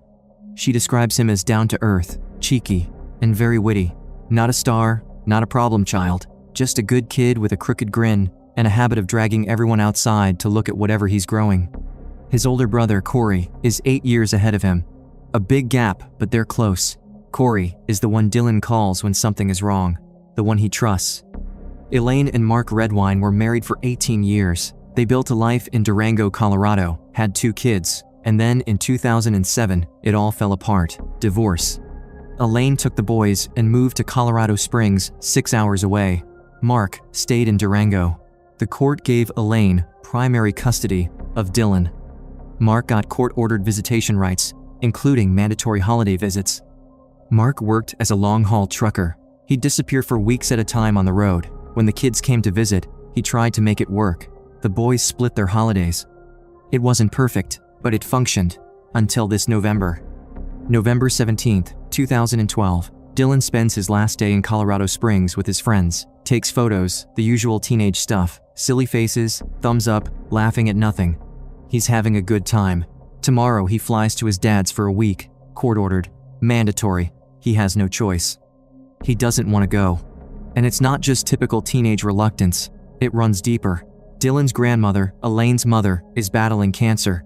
This is likely her last Thanksgiving. Dylan wants to stay with her. He wants to be here, with the people he loves, not on a plane to Durango. Elaine calls her lawyer. Is there anything she can do to keep Dylan home? The answer is short. Not really. No. Dylan had to go. A court order is a court order. Mark had already bought Dylan a one-way ticket. The judge had signed off. There was no way out. At the airport, Elaine looks at her son. He's taller than she remembers sometimes. Still, her bubby though. She says, "Come on, you're not that big. Give your mom a hug." He hugs her, walks toward the gate. Reluctantly, Elaine watches him disappear through the glass doors and doesn't know that she's seeing him alive for the last time. The plane touches down at Durango La Plata County Airport at 5:46 p.m. Dylan texts his mom. He's landed. The message ends with a scowling emoji.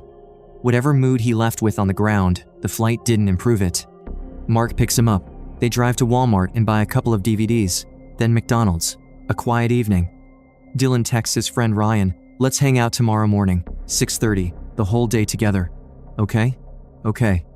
At 10 p.m., Elaine texts Dylan, "How's it going, son? You okay?" No reply. Dylan, a boy who texted constantly, goes silent. At 9:37 p.m., Dylan had sent Ryan one final message. At 9:46, his phone either died or was manually switched off. Mark Redwine. In public, a devoted father. A working man, a trucker who misses his son and talks about him with feeling. At press conferences, he says all the right things. We were inseparable. I mean, anywhere I was, he was right there beside me. You know, he would come to me before he would go to his mom. Sounds like a portrait of a loving father. But this portrait has a flip side, and it's equally revealing. Mark makes no secret of the fact that the divorce hit him hard. He's angry at Elaine, angry at the court, angry at the way custody was divided. In interviews, he frames it as a grievance. He was the one bonding with Dylan while Elaine was building her career. He blames her for the outcome. I think in many ways that was part of the problems that developed in our relationship, was because while she was out earning a career, it was very difficult for her to lose sight of the fact that she wasn't there bonding with Dylan the way I was. He says he only calls his son once a week. Doesn't want to push. And I'm not going to nag him to death. I'm not going to call him every 5 minutes till he returns my calls. I can text him. I can leave a voicemail. You know, I leave it up to him to respond to me when he wants to. Sounds reasonable. But Elaine knows something different. Dylan wasn't avoiding his dad because he was busy. He was avoiding him on purpose, deliberately, and with good reason. Elaine would later tell investigators that Mark had once said casually, as if it were nothing, that if he ever needed to get rid of a body, he'd leave it in the mountains. And that he'd kill the kids before he let her take them. Nobody took it seriously. Then there's what happened in 2011. Mark, Dylan, and Corey go on a road trip together. Mark falls asleep. Dylan opens his laptop and finds photographs. He grabs Corey, pulls him into the bathroom, locks the door. You know, like, come here, I gotta show you this, kept pulling me, and then he took me into the bathroom where we closed the door. On the screen, Mark, in women's lingerie, eating feces from a baby's diaper. Corey photographs the images on his phone. The details are grotesque, but they matter, because they become the key to everything that follows. He was pretty disgusted. It was something that he kind of had to try to contain himself. Dylan is 12 years old. He has just learned something about his father that no child should ever have to know. But he doesn't go quiet. He remembers. He holds onto it like an ace he's keeping in his pocket. 3 months before his disappearance, Dylan texts Corey, "Hey, send me those poop pics of Papa, because he gave me a speech about you guys being a bad example, and I want to show him who he really is." Corey doesn't send the pictures, but he has already forwarded them to Mark before Dylan's trip. Mark knows both of his sons know his secret, and he knows Dylan is planning to bring it up in person. Dylan told his friends directly, when he flies to Durango in November, he's going to confront his dad about the photos, face to face, no dancing around it. Look at these facts together. A boy who is afraid to visit his father and says so out loud to his friends. A father who knows his son holds his darkest secret and intends to use it. A night after which Dylan ceases to exist. Blood on the floor, empty liquor bottles, an exhausted appearance at work the next morning. A fishing rod that vanishes and reappears. A lone drive up a closed mountain road in April, the same road where bones are later found. Every single detail, taken alone, has an explanation. But together, they tell one story, and they tell it clearly. This is the motive that prosecutors will spend years trying to prove in court. But on November 19th, everything takes a terrifying turn. 6:46 a.m. Ryan's alarm goes off. They had a plan. Meet at 6:30. Spend the whole day together. Ryan texts Dylan, "Where are you?" Silence. Hours pass, still nothing. That evening, Elaine's phone buzzes. She hopes it's Dylan. It isn't. It's Mark. Short message. "Have you heard from Dylan? I've been trying to reach him all afternoon." Mark explains. He left for work at 7:30 that morning, leaving Dylan home asleep. When he got back at 11:30, Dylan wasn't there. The TV was on Nickelodeon. A box of cereal and a bowl sat on the kitchen counter. No Dylan. Mark assumed he'd gone to see a friend. But hours have passed. Still no sign of him. And his belongings, Mark says, are gone too. With a sick feeling in her stomach, Elaine calls 911. Hi, my name is Elaine Redwine, and my son Dylan Redwine was visiting his dad up in Durango. 13 years old. Okay, so he's staying with his dad. And what's the dad's name?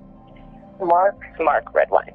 And his dad texted me a little while ago and said he could not find Dylan. And when was the last time you saw him? Well, you texted me a couple hours ago. So, does he have any idea where he may have gone? And not according to him, no. That same night, Elaine gets in her car and drives 6 hours from Colorado Springs to Bayfield, Colorado. She arrives at 2 a.m. on November 20th. She's brought Dylan's pillowcase for the search dogs to track his scent. They follow it about 100 yards down the road from Mark's house and then lose it, right at the roadside, right where a vehicle might have been parked. At 2:35 a.m., Elaine sends Dylan one more text. "Dylan, please be safe. Mom is here to come get you, son." He doesn't reply. He never will. Search teams, volunteers, and law enforcement fan out across the area. Mark points them toward Vallecito Lake. He says Dylan loved fishing, probably headed there to clear his head. And his fishing rod is missing, he must have taken it.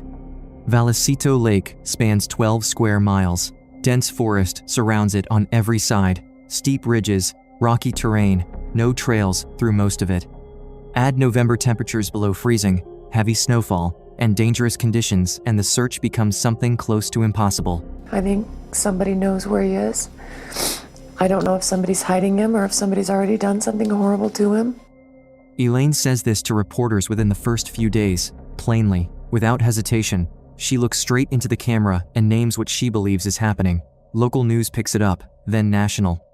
Billboards go up, signs appear at the Dairy Queen and on the church board. The community rallies. The mother of a missing Colorado teenage boy now fears foul play in the disappearance of her 13-year-old son. He's been missing for more than a week, and 7 News reporter Mark Stewart is live. Law enforcement officially states, this is not a runaway. Dylan did not leave on his own. That determination would soon gain weight.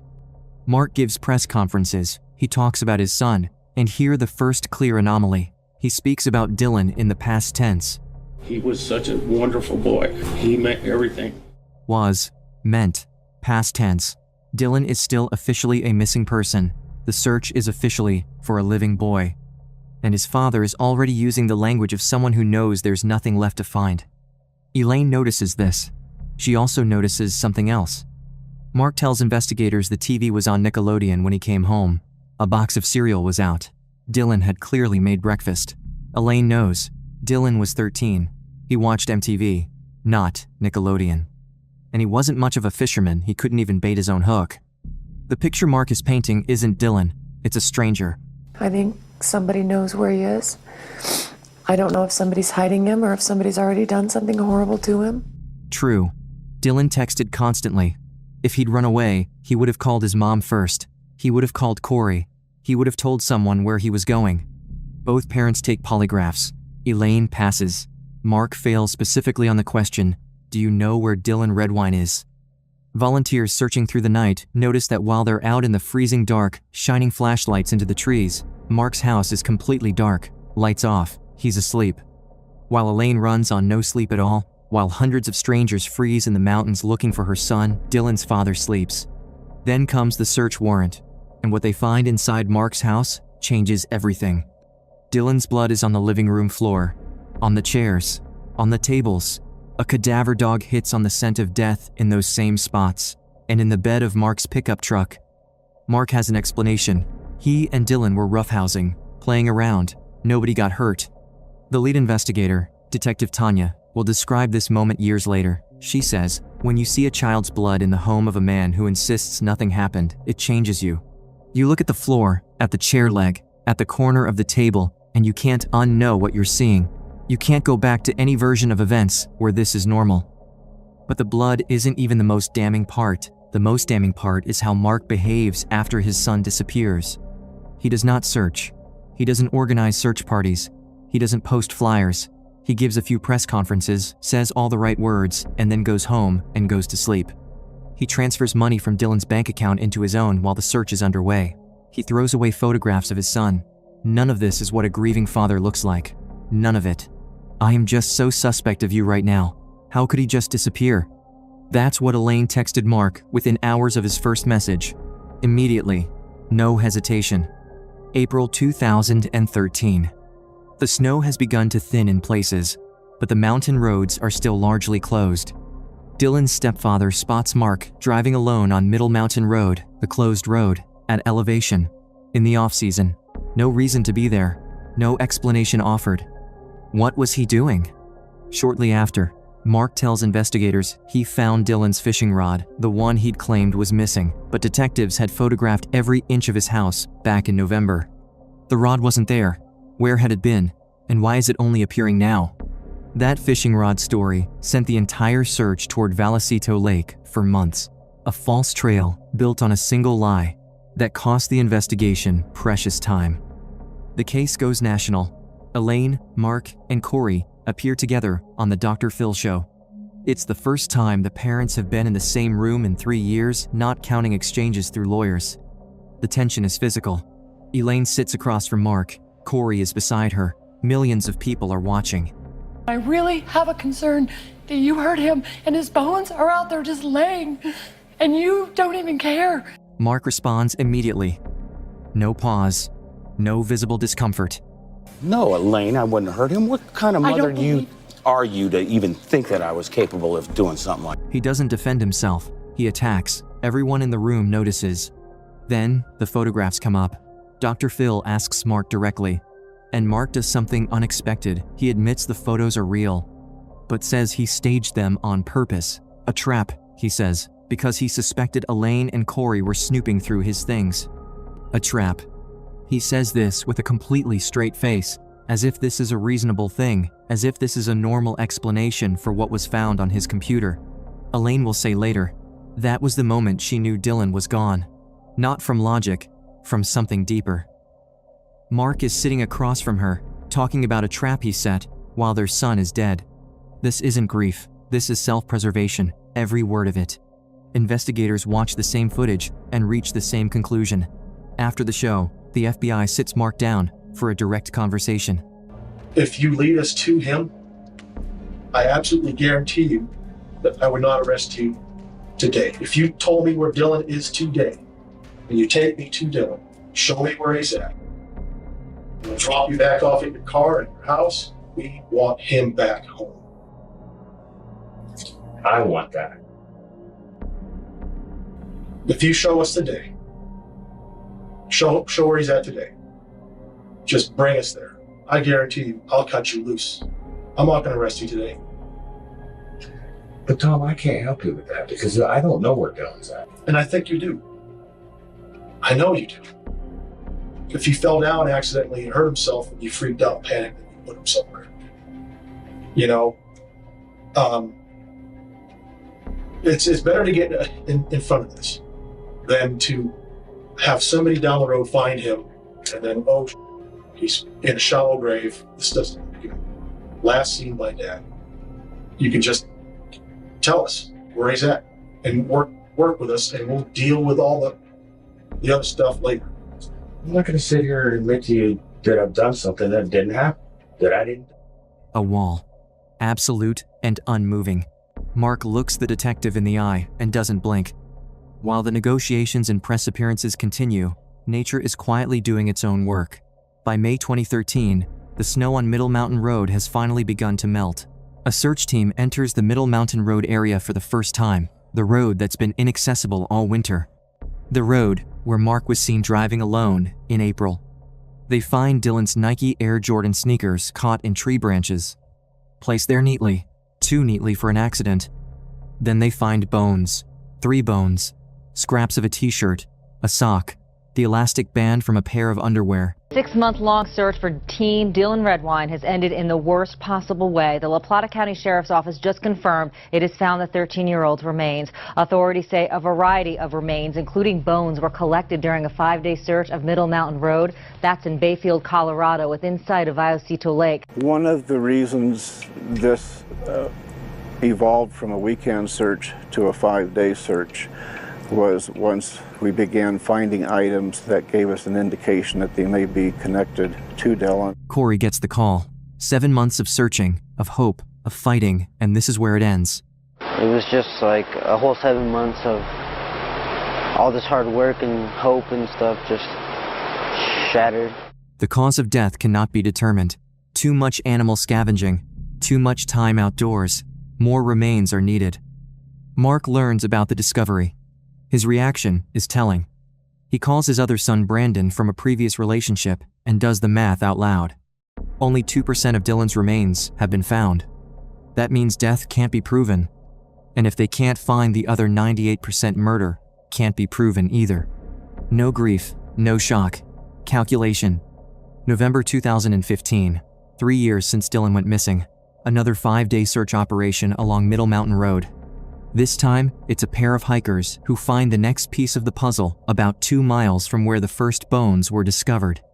They find Dylan's skull, badly damaged. A forensic examination makes the conclusion unavoidable. The damage was inflicted before death. Blunt force, sharp force. This was not an animal. This was not a fall. This was a person. This was murder. Major developments tonight in a case we've been tracking closely for years. Investigators confirm they have a person of interest in the Dylan Redwine homicide investigation. Dylan's phone, his iPad, his backpack, and his wallet are never found. Not then, not ever. Former FBI criminal profiler Pete Klezmer is asked to build a psychological profile of the likely suspect. He says it didn't take him long. Mark Redwine, he would later testify, was an inescapable conclusion. The panic is just, where is he? Is he hurt? Is he, was he able to have turkey at Thanksgiving? Just all the things you want for your children. Then the panic sets in because I can't do anything. July 22nd, 2017. Nearly 5 years since that November night. Mark Redwine is behind the wheel of a semi-truck on a highway in Washington State, working. A long-haul trucker, same as always. His student driver, Ricardo, is riding with him. They're miles from anywhere, passing time on the road. Back in Colorado, a grand jury has returned an indictment, second-degree murder, child abuse resulting in death. Washington State Police receive a request from Colorado, intercept the truck. Intelligence suggests Mark may be armed. The truck is pulled over. Multiple squad cars. Both occupants are ordered out with their hands up. Let's put him down, lay him down, and we'll move up. Nick, Bean, and Dollywall grab him. But let's put him on the ground, stomach, arms out. There's a passenger, Just keep your hands up, buddy. Just keep your hands up. Dollywall, watch the cab. I got the cab. Around me, go around back. Yep. I got the cab. Around me, go around back.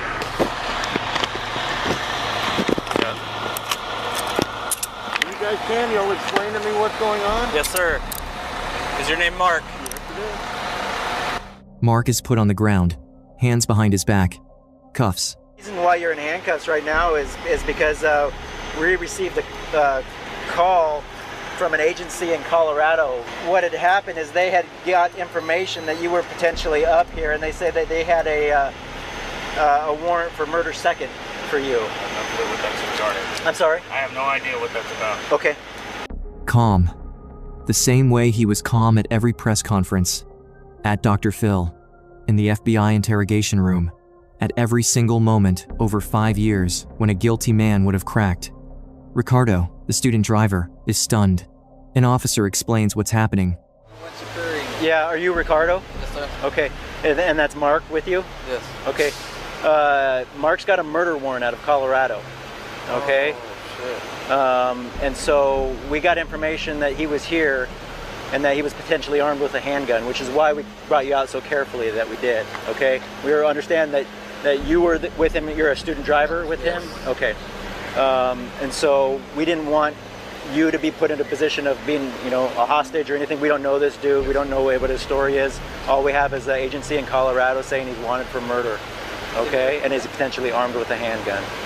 Okay? So I hope you understand why we approached the stop safely and stuff like that. No, he's a good dude, I know that something happened with his son, so. Yeah, and I don't know the whole story. I saw a little bit on Google or whatever, and it sounded like a kind of a long and involved thing, but that kind of has come full circle, and Colorado's saying, we want to talk to this dude because we think he might have killed this kid. Yeah. So, all right. That's crazy because he's gonna go look for him, when he gets some time off. Okay. Has he mentioned anything about the troubles in Colorado or anything to you as you guys were driving and passing miles in time? He's talking about they're gonna go do a search party for him for his son. Oh, okay. Okay. So, I know he didn't do nothing like that. Okay. All right, so let me just pat you down real quick, make sure you don't have any weapons. I'll get you out of those handcuffs. I will ask that you kind of hang out. Ricardo thought he was riding with a man who had lost his child. Mark had told him about the searches, about wanting to go back someday and look for his son. 5 years later, he was still telling that story to strangers in the cab of his truck. I know there'll be an arrest, and I will be in court every single day, waiting for that person to be convicted. And I have absolutely no question in my mind that he will be convicted. Elaine kept that promise. She was in the courtroom every single day of all 3 trials. After the first mistrial, back again. After the second, back again. For 10 years, she refused to let this case disappear. She called prosecutors. She gave interviews. She made sure Dylan Redwine's name stayed in front of the public. That is what unwavering maternal determination looks like, and against it, Mark Redwine never had a chance. Mark Redwine pleads not guilty. The case goes to trial. It will not be quick. The first trial collapses when a juror is discovered to have been independently researching the case online during proceedings. Mistrial declared. The second trial collapses when one of Mark's public defenders claims COVID-19 symptoms. Another mistrial. New this morning, we are hearing from Elaine Hall, the mother of Dylan Redwine, after another mistrial was declared in her ex-husband's murder trial. For Elaine and Corey, every collapse is another year without an answer. Another year while Mark walks free. Another year while Dylan lies in mountain soil without justice. 2022. Third trial. Finally, the prosecution opens and goes straight for the throat. A damaged and deteriorating relationship that turned deadly on November 18th, 2012.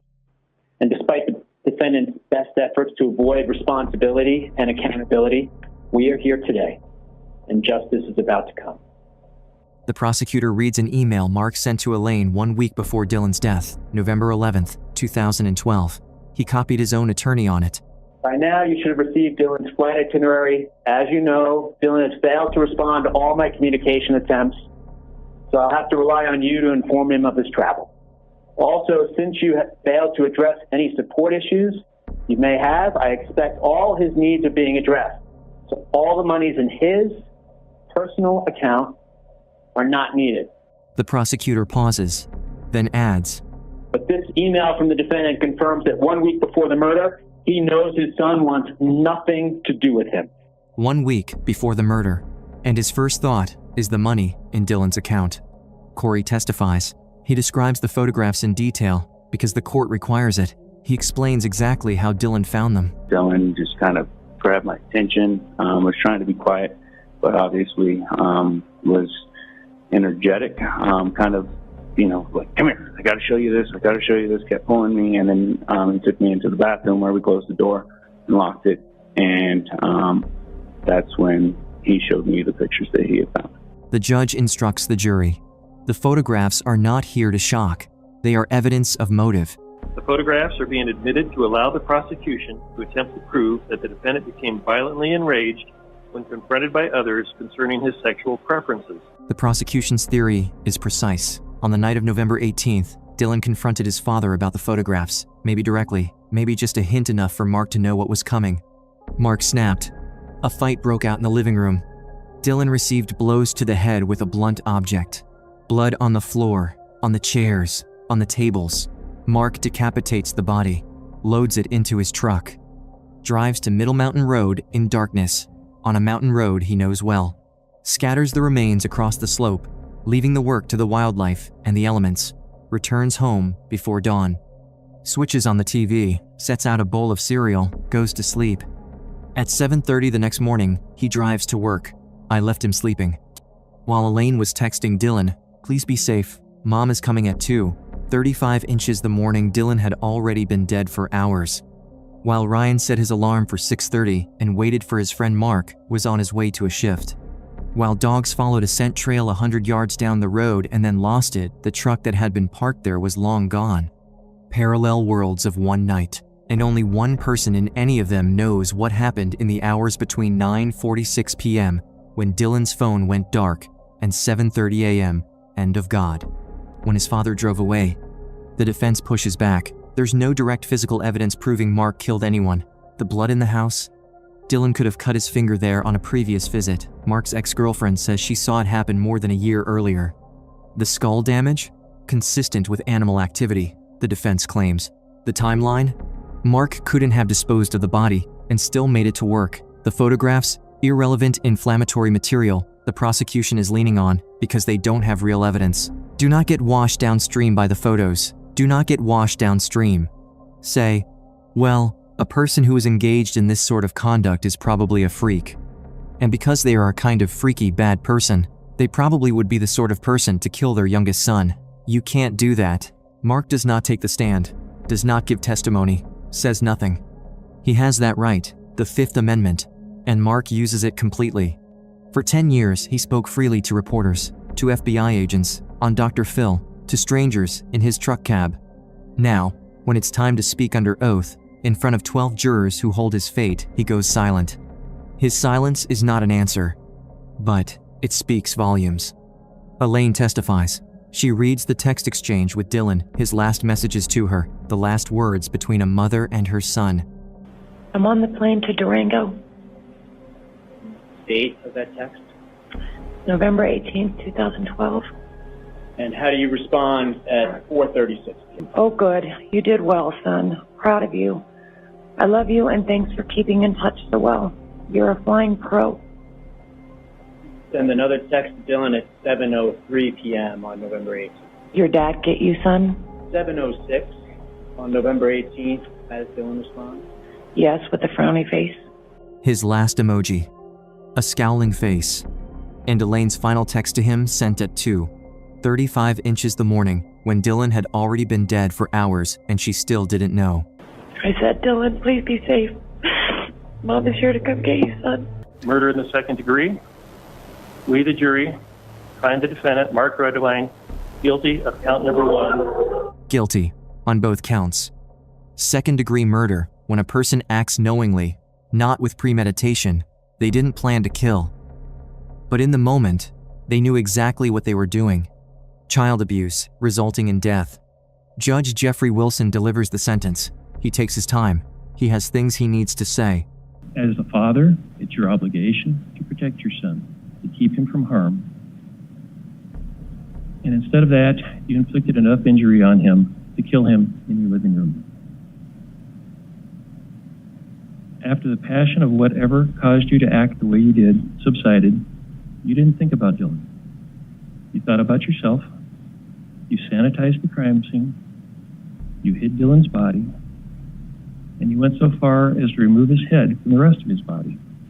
There's only one reason to do that, and that's to try and avoid, if any remains were ever found, that Dylan would ever be identified.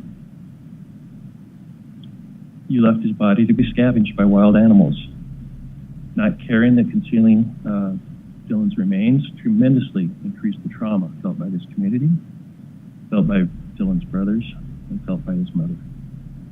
48 years in prison, the maximum penalty allowed under Colorado law for these charges. Mark is 60 years old at sentencing. This is a life sentence in everything but name. He will die behind bars. Mark writes a letter to the judge. He calls the trial a sham, a fake conviction, a miscarriage of justice. He maintains his innocence to the end. Before sentencing, Elaine stands and speaks directly to Mark. She looks at him and says what she has been holding for 10 years. Dylan was 13 years old when you took his life. What I think about what happened that night, it breaks my heart. To think about Dylan looking up at his dad, knowing he's his killer. I wonder what were you thinking then when you saw those big blue eyes? I don't even think it fazed you. I'm glad that we are free from you and that you will not be free to hurt us anymore. His big blue eyes. He looked up at his father, and he knew. Elaine speaks about her son. Dylan was 13 years old when you took his life.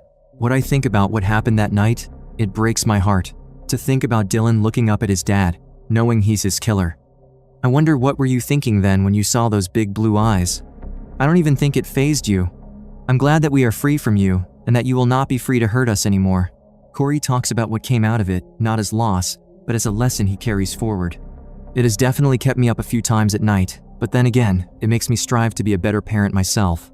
District Attorney Christian Champagne, who worked this case as a deputy DA and saw it through to conviction after becoming the lead, speaks about Elaine and Corey with open admiration. He notes that in Colorado alone, there are over 1,500 unsolved cases. His message to the families behind those numbers is straightforward. Keep fighting. Don't stop. Dylan Redwine boarded that plane because a court told him to. Not because he wanted to. Not because it was safe. Because a 13-year-old boy does not get to override a judge's order. Because the system assumed that every father deserves access to his son. Because there is no way to look behind the mask of a devoted dad, a long-haul trucker with moving words at press conferences, and see what's underneath. Dylan was sending signals. His friends heard them. His mom heard them. But the system ran on paperwork, on signatures, on a custody schedule that said, the boy flies to Durango on November 18th, and he did. This case raises questions the system still struggles to answer. How do you protect a child from a parent he's afraid of when there's no documented abuse on record? How do you factor a child's fear into a court's custody ruling? How do you weigh a scowling emoji, a reluctant hug at the gate, and quiet conversations with friends against a father's legal right to a holiday visit? Sometimes the danger isn't in the wilderness. It isn't in the mountains, or the dark, or the strangers on the road. Sometimes the danger sits across from you at the kitchen table, turns on the television, sets out a bowl of cereal, and speaks about you in the past tense while people are still out there searching. What's going on, Tommy? When have you been here all night? No, I got a friend. Who's your friend? Dion. Who? Dion. Okay. What happened with him tonight? We were gonna hang out to smoke and Okay.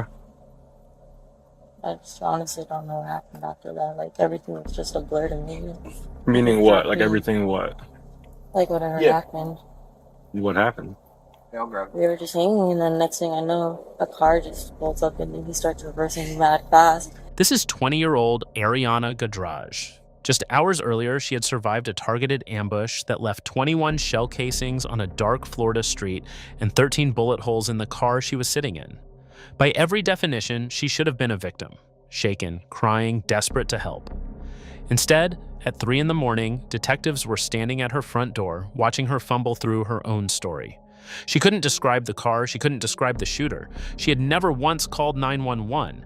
But what officers didn't know yet was that the truth was far darker than anything they had imagined. And Ariana was standing right in the middle of it all. In the early hours of December 1st in Clermont, Florida, Dion Ramagan picked up his close friend Ariana Gadraj for what was supposed to be a quiet drive. Ariana wanted to vent about her troubled on and off relationship with her ex-boyfriend, Brandon Pirela. Dion eventually pulled over along Pepper Mill Trail. Then without warning, a white Toyota Camry rolled up and blocked them in. A masked figure stepped out, raised a handgun, and opened fire. Dion reacted on instinct, throwing the car in reverse and tearing through the dark neighborhood streets in an effort to lose his pursuer. Miraculously, he made it out alive.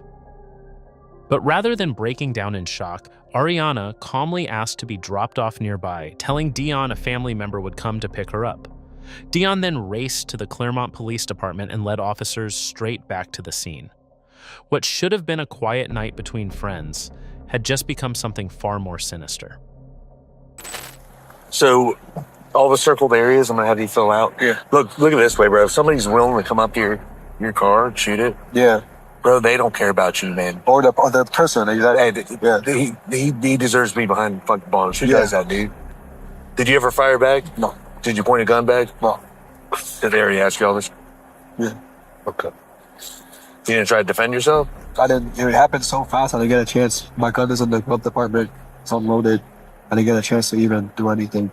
When the girl was screaming, like, I just have to get out of there. And she was in the passenger seat? Yeah. Do you feel like he was trying to shoot you? Yeah. Or your car? I feel like he was trying to shoot me because he was threatening to drag me. The scene told a brutal story. 21 spent shell casings littered the road. 13 of them had torn straight through Dion's car. Whoever pulled that trigger wasn't trying to scare anyone. They were trying to end a life. And to the officer's surprise, Dion already suspected who might have done this: Brandon Pirela, Ariana's ex-boyfriend, who had become convinced that Dion was far more than just a friend. In the days leading up to the shooting, Dion had been receiving threatening messages from Brandon, accusing him of being involved with Ariana. Unsettled, Dion had asked Ariana directly that very night if Brandon had her location. She told him no. that answer would soon take on a whole new meaning. Because Ariana, a woman who had just survived a targeted ambush, hadn't once reached out to law enforcement herself. And that detail wasn't lost on detectives. So at 3 in the morning, they went to find her. You see your hands. Sorry. Is there a Brandon here? Who? Brandon?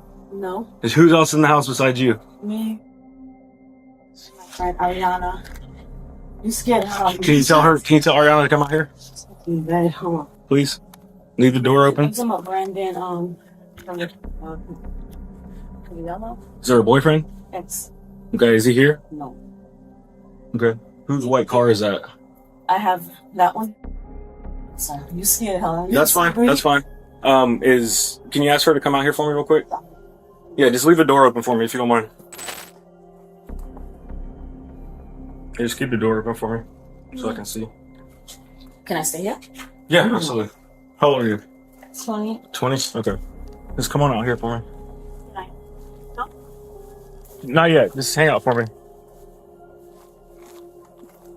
What's going on, Tommy? When have you been here all night? No, I was with a friend. Who's your friend? Dion. Who? Dion. Okay. What happened with him tonight? We were gonna hang out to smoke and Okay. I just honestly don't know what happened after that. Like everything was just a blur to me.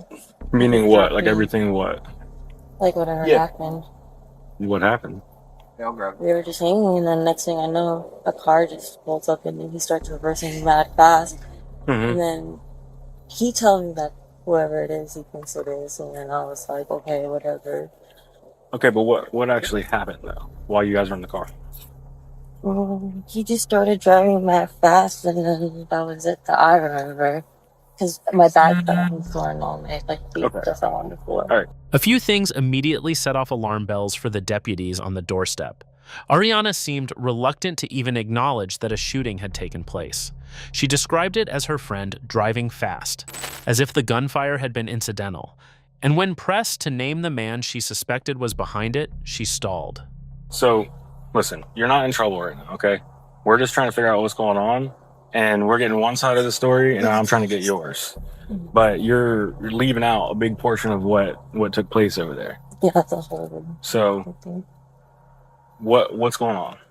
Well, all I know is that they just got into a fight and sorry, I'm nervous. It's okay. You don't have to be nervous. You're not in trouble right now, okay? I just know that they got into a fight and Who's they? Brandon and Dion. Who's Brandon? He's just my ex. Okay, what's his last name? His real last name.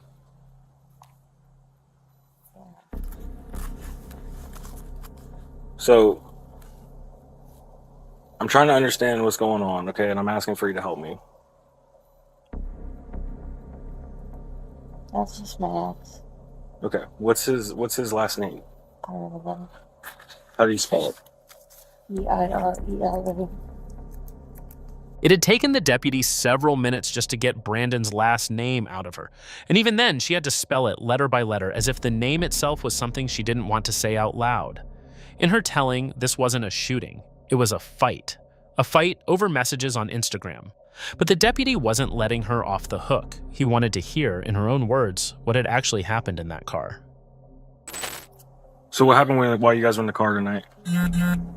We were sitting there talking and then I just see like headlights come to the side and then Dion just starts reversing hella fast. Okay. So what made him reverse like that? Someone was shooting shots at the car. Somebody was shooting at the car? Okay. Did you see who that person was? Because I didn't have my glasses on with me. Okay. I wear glasses. Okay. So I understand there's a lot going on right now. I understand you're nervous. You know, the cops are at your house, pulling you out in the middle of the night, asking you questions. Yeah, I was that's a little. I understand. That's nerve-wracking. Okay. I get that. And I also understand that we're talking about, you know, people who you care about, okay? I understand that. But it's important that you're being honest with me and that you're telling me everything you know, okay? At the end of the day, we've got, you know, multiple people involved here, so this isn't all on you, okay? What I'm trying to understand, though, is your here's your version of what happened. Okay, we take everything that we get into account, but I need to understand that I need to know that you're telling me the truth and you're telling me everything you know. That's all I understand. No, all I know is that. Did you recognize the vehicle that pulled up towards you guys? No. What, you didn't see what color it was, what kind of car it was, anything? Honestly, everything was really fast, I swear to God. Did you hear any loud, like, gunshot noises or anything like that? Yeah, like a couple. Okay. So you did hear gunshots, but you didn't see who pulled up?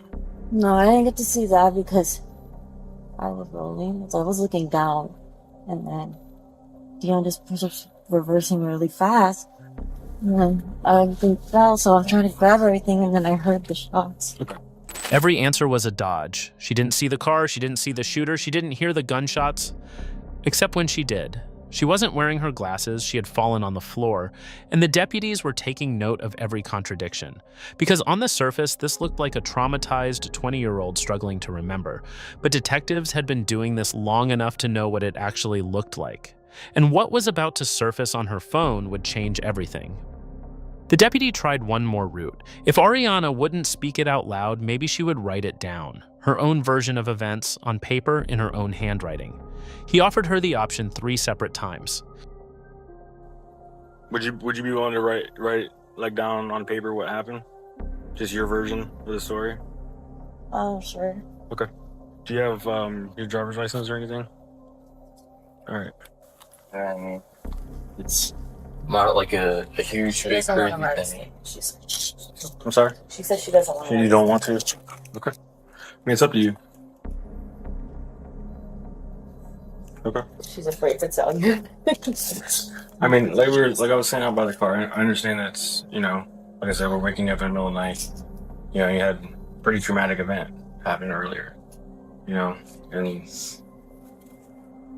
we don't want you to be hurt. We don't want your friend to be hurt. We don't want anybody to be hurt. That's why we're trying to do what we're doing. So it's completely up to you if you want to write a statement. But the only way we can do our job is with the help of the people that are involved.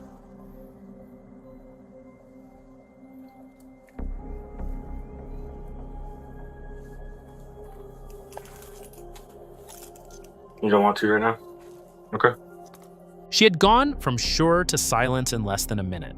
A woman who had just survived a near-death experience was now refusing to put a single word of it on paper. The deputy moved on. If she wouldn't talk about the shooting, maybe she would talk about Brandon and the timeline of who called who that night. Today, the only call was at 7:40, Okay, what about yesterday? 12:36, and 12:54. 12:54. All right, what was the message at 12:54? It was me calling him Why? because I wanted to see if it was him. Okay. Did you talk to him? Yeah, And what did he say? he was home. That's what he told me. Did it sound like he was home or did it sound like he was driving? Sound like he was home. I heard like a video game in the back. 12:54 in the morning, just minutes after 21 rounds had been fired into the car she was sitting in, and Ariana, the supposed victim, had picked up the phone and called Brandon. Not to scream at him, not to confront him, just in her words, to see if it was him. And in her telling, his answer was simple. He was home playing a video game. The deputy kept pulling at the thread. And the conversation at 12:36, what was the conversation about? That was block call first, him asking where I was, and then I told him I was out, and then he was like, okay, bet. And then I called him after, like when Dion dropped me off in Highland Ranch, and I was walking back home. I called him to see like where he was, to tell him, because in my mind, I didn't think it was him at first. Okay. Now what do you think? I mean, I'm being completely honest, I didn't see. I was honestly looking down, I was rolling. I just see headlights like come in like slanted, and I see a white car. And the way the car was, it was like whoever got out the driver, if they were at the driver, I couldn't see because there was also a white van that was parked right there. So when he starts reversing now, he's going like zigzag and like everything's flying, and I'm trying to grab everything, and I'm like ducking while I'm doing that because like everything spilled on the floor. And I'm like, oh my God, like we're literally gonna crash. And I'm like, after he like drove out the neighborhood, I got back up and I looked behind us and I didn't see the car. But when I was still ducked down, he told me in the neighborhood that he's right there. So I was like, okay, I stayed down. But I didn't hear any shots while we're driving. And then we leave the neighborhood, and then I tell him, just please drop me to Highland Ranch, which was once we got straight out the light. I told him to just make a right and drop me off there, and I'm going to have my sister come get me, or I'll walk home because it was that far. And who picked you up? I walked home. You walked up? Your mom didn't pick you up? No, I didn't want to tell her. According to Ariana, this was the full story. Dion had dropped her off in Highland Ranch in the dead of night. She had walked home alone. She hadn't told her mother. She hadn't called the police. She had simply walked. And while she was walking, she had called Brandon to see if he was home. Detectives let her finish. They let her commit to every detail. And then they went and pulled the surveillance footage. Because what they were about to find on a security camera near her home was about to turn this entire case upside down. Ariana had committed to her story. She had walked home alone. She hadn't seen the shooter. She had called Brandon only to check if he was involved. And at every turn, she had painted herself as a victim, shaken, confused, struggling to remember. But detectives weren't buying it. So they started pulling the digital paper trail. And the first crack came from a security camera.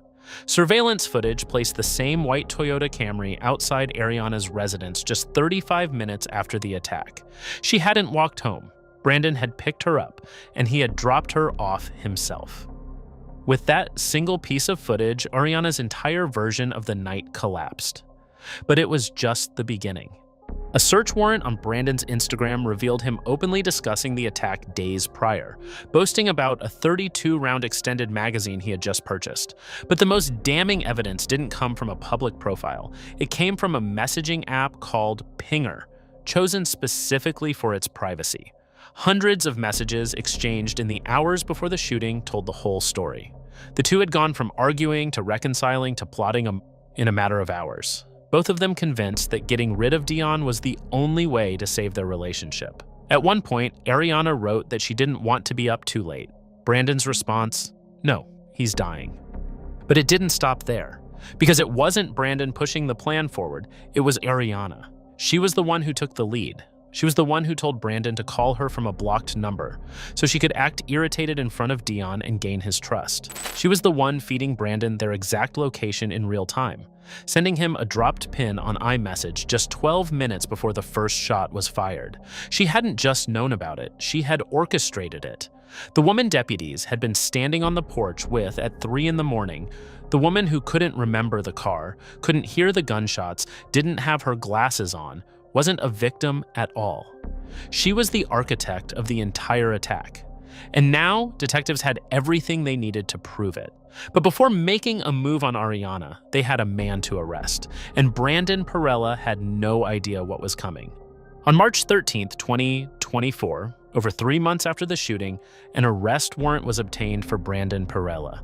But detectives weren't about to tip him off. Instead of knocking on his door with badges drawn, they sent uniformed officers to his mother's apartment with a story. A simple, forgettable story, the kind of story that wouldn't raise a single red flag. They were going to tell him someone had hit his car in the parking lot. He was sleeping. Okay. Brandon? Yeah, no, he's sleeping. Okay. He's coming. He's Yeah, somebody just hit his car, so we just got to do a quick exchange report. The person stayed, so that's the good news. So. Oh, okay. Yeah, we just gotta. I'm sorry, he was sleeping. So. No, it's okay. It's okay. We hate to bother you. Yeah, we'll hang out until he's ready. Okay. Let's have him bring his driver's license with him so we can get all that paperwork started. The ruse worked exactly as designed. Brandon walked out of the apartment, half awake, wallet in hand, expecting to fill out a minor accident report. He had no reason to suspect anything else. And then the officers moved. Just hang tight for a second and we'll grab him outside. Just give him privacy for a second. We'll bring him over here.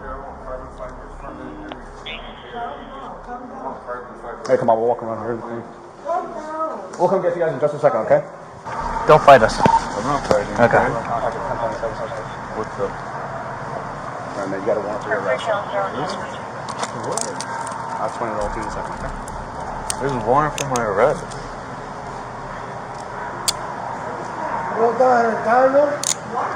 They're arresting me, Ma. For the first several seconds, Brandon didn't understand what was happening. He thought he was filling out an accident report. Now he was in handcuffs, standing in front of his mother, asking her to make sense of something no one had said out loud yet.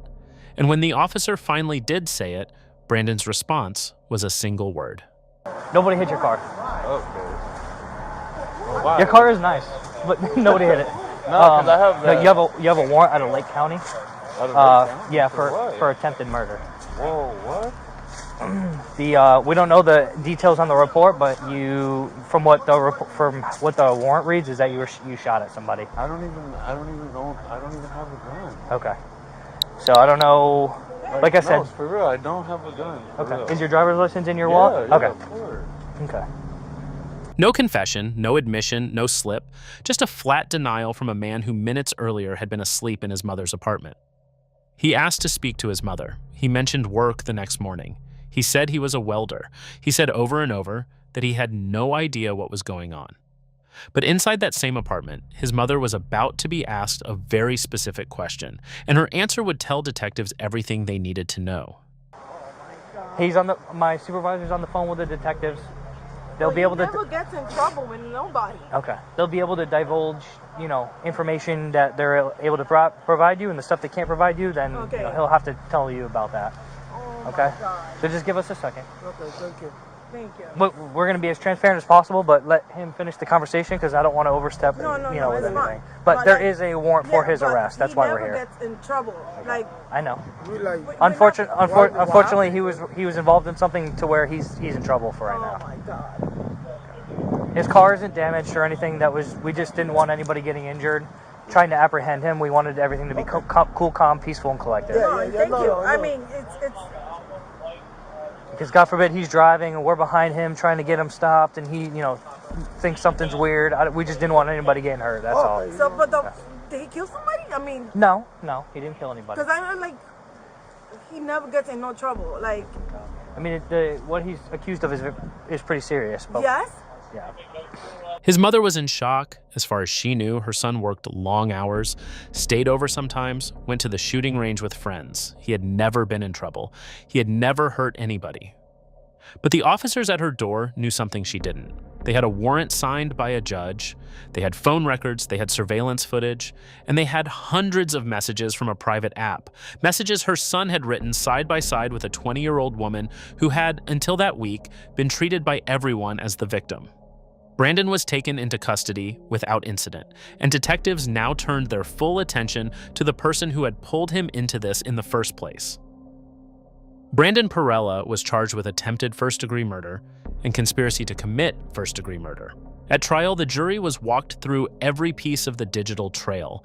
The Instagram posts bragging about an extended magazine, the surveillance footage of the Toyota Camry outside Ariana's home, the phone records, and the hundreds of messages traded back and forth on a private app called Pinger in the hours before the shooting. In January of 2026, after more than 2 years of proceedings, a jury found Brandon guilty on both counts. He now awaits sentencing in April. Ariana Gadraj faced identical charges. She turned herself in and was initially held without bond, though that didn't last. In July of 2025, she was spotted in a local smoke shop wearing an ankle monitor. Ariana ultimately pleaded guilty to both counts. She was sentenced to 36 months in prison. With credit for time served, she could walk free in as little as a year and a half. Dion, the man who was supposed to die that night, survived.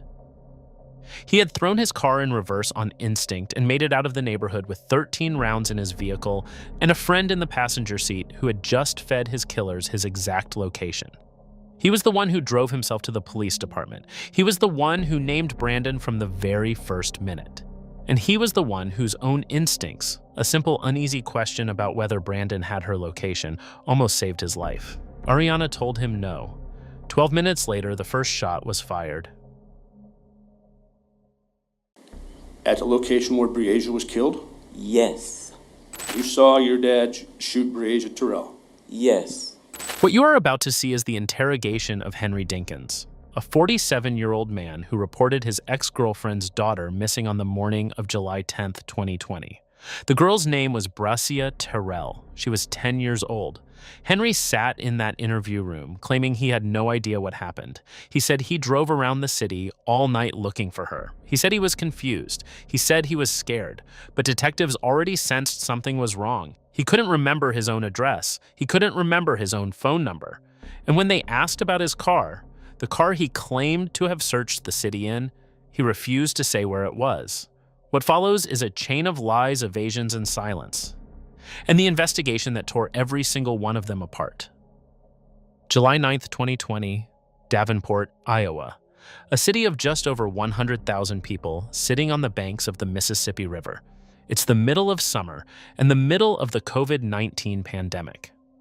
Aisha Langford is a working mother with 3 children. Her youngest, an 8-year-old boy named Victorious, but everyone calls him Lil Dink, is the biological son of Henry Dinkins. Brizia Terrell, Aisha's 10-year-old daughter, is not Henry's child, but Henry raised her since she was a baby. He called her his own.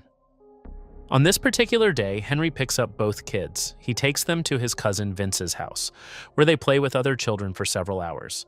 Then he brings them to an apartment on the north side of Davenport, unit number 8 at 2744, belonging to his girlfriend Andrea Culberson. This is the first time either child has ever spent the night at this apartment. The kids shower, play video games, and go to bed together in Andrea's room. Henry and Andrea settle into the living room. By morning, Brizia is gone. And Henry lives here? Yeah, I guess so. This is where he told me to come. Okay. He don't even know how long she's even been gone. Yeah. Aisha called 911 at approximately 9:30 that morning. She had been at work when Henry texted her that Brizia was missing. At first, she thought he was joking. He wasn't. By the time the officer arrives at Andrea's apartment, the tension between Aisha and Henry is already boiling over. Your date of birth, Henry? August 2nd, 72. Is this your home address? No. What's your address? It's down by Ralston Perino. Yeah, I just know that. You don't know your address? I don't know the full address. Do you know your phone number? Hell no, I don't even know that either. I swear to God, I don't. Henry, you don't know where your daughter is, you don't know your address, and you don't know your phone number. No, for real. I'm finna give it to you now. Pay attention to this moment. A 10-year-old girl is missing, Machamne, and the man responsible for her is standing in front of police, unable to provide the most basic information about himself. No address, no phone number, no photo of Breyasia on his phone. He can't even say what color shorts she was wearing. Aisha is frantic. She's already called family. Her mother is on the way. People are already out searching. Henry is not frantic. He is calm. And detectives will remember that. Yeah. So how long ago has it been, an hour? It's been a couple hours. Couple hours? Couple hours. Okay. Have we called grandmas? Have we called cousins? That's what I just asked. She the one, I don't know all that. She knows all that. She called my grandma already. She knows all that, not me. Okay. It's been hours, and Henry has not called 911. He hasn't knocked on a single door. He hasn't asked a single neighbor if they've seen Brizia. He says he drove around looking, but when asked where, he can't name a single street, a single business, a single person he spoke to. A couple of hours have passed since he claims to have discovered Brizia was gone. And the only reason police are here at all is because Aisha made the call. She would have never, first of all, she would have never woke up at 8 o'clock in the morning, and she would have never. What you mean, 8 o'clock in the morning? I'm just saying. That ain't what I said. I never said. I know you guys, didn't say that. This isn't the time to fight. Exactly. I don't give a about you walking. You lost her, though. How you lose? Because you was watching her, Henry. What do you mean? But, hey. I'm gone, sir. Come on, D. Listen to me. Well, you guys gotta come together right now. This isn't a time to fight about it. Okay? There it is. The moment the frustration boils over. Aisha is screaming that Henry was responsible. Henry is threatening to leave. The officer is trying to hold the situation together. But watch Henry's reaction here. A child he claims to love like his own daughter is missing. And his instinct is not to comfort the mother, not to cooperate with police, not to search harder. His instinct is to walk away. She's gonna open the door, man. She's gonna open. Hi there. Are you Andrea? Yeah. Okay, Andrea. Do you mind if I just come in and take a quick look? I'm not concerned about anything else. I just want to come in because probably 50% of the time we still find them inside the place. The officer asks to search Andrea's apartment, and here's a small but telling detail. Andrea hesitates before opening the door. It's a brief pause, barely a second. But for the detectives standing outside, it registers. They search the apartment, every room, every closet. Brizia is not inside. By the time the search is finished, Henry has disappeared. He left while the officers were inside. When he later shows up at the police station, the detectives notice something. He's wearing the same clothes, but different boots. He changed his shoes. That detail will haunt this investigation, because where Henry Dinkins went that night and what he did there left his original shoes caked in mud from a wooded area 20 miles outside of Davenport. Henry Dinkins arrives at the Davenport police station just before noon. He comes voluntarily, and he'll make sure the detectives know that, but he doesn't bring the car. The maroon Chevy Impala he's been driving all night, the car he claims to have searched the city in, is parked somewhere nearby, not in the station lot, somewhere around. He walked the last block on foot. The detectives sit him down in an interview room, and for the next hour, they let him talk. Henry? Hey, what's up?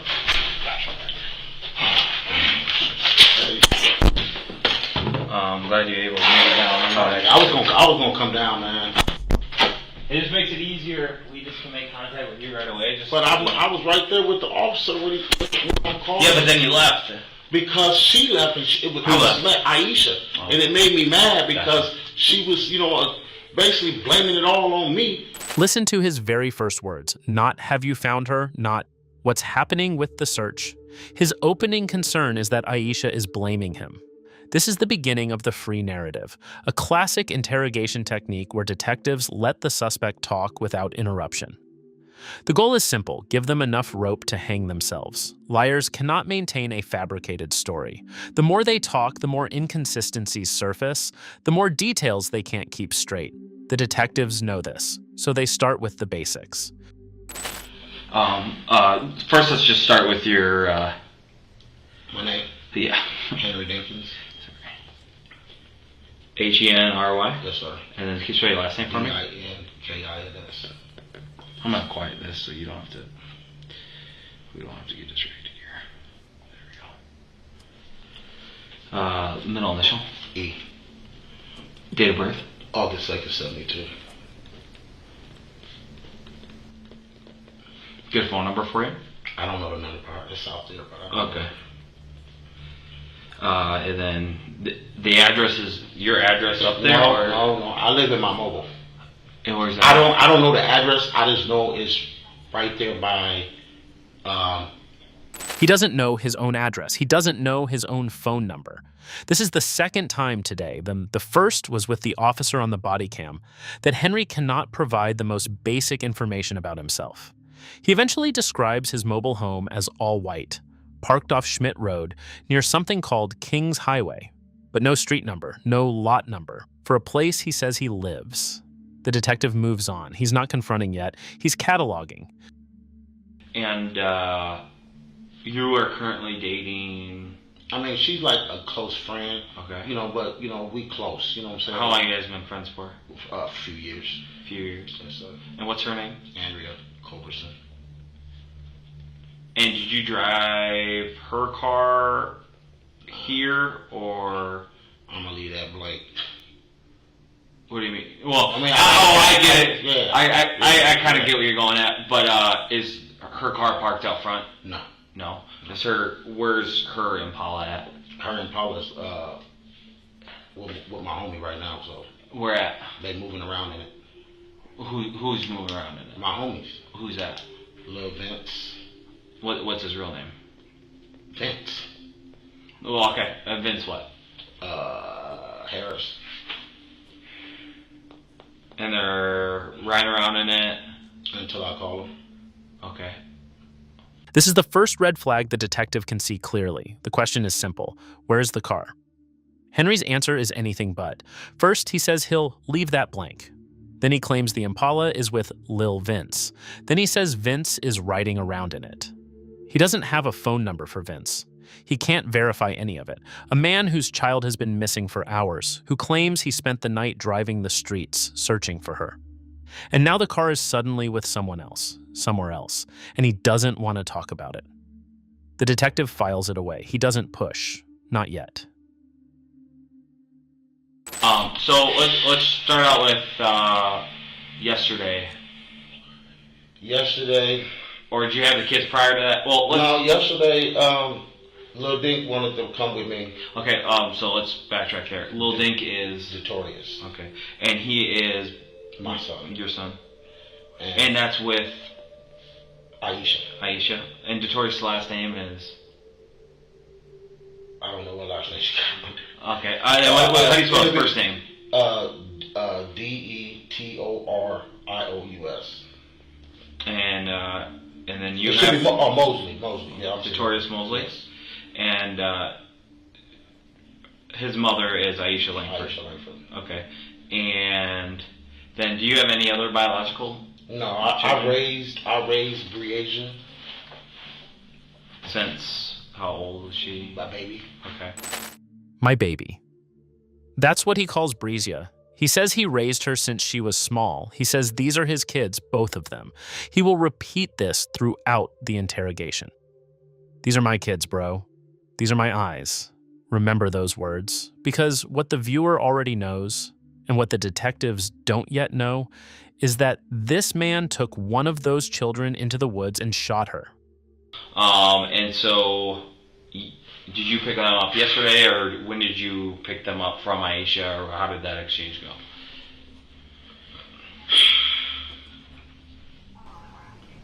Man, I'm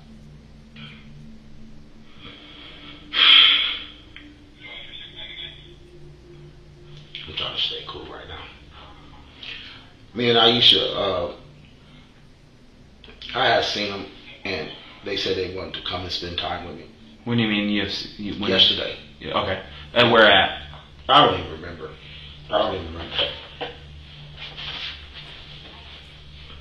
But they wanted to spend time with me. And, you know me, I'm like, yeah, y'all can spend time. You know what I'm saying?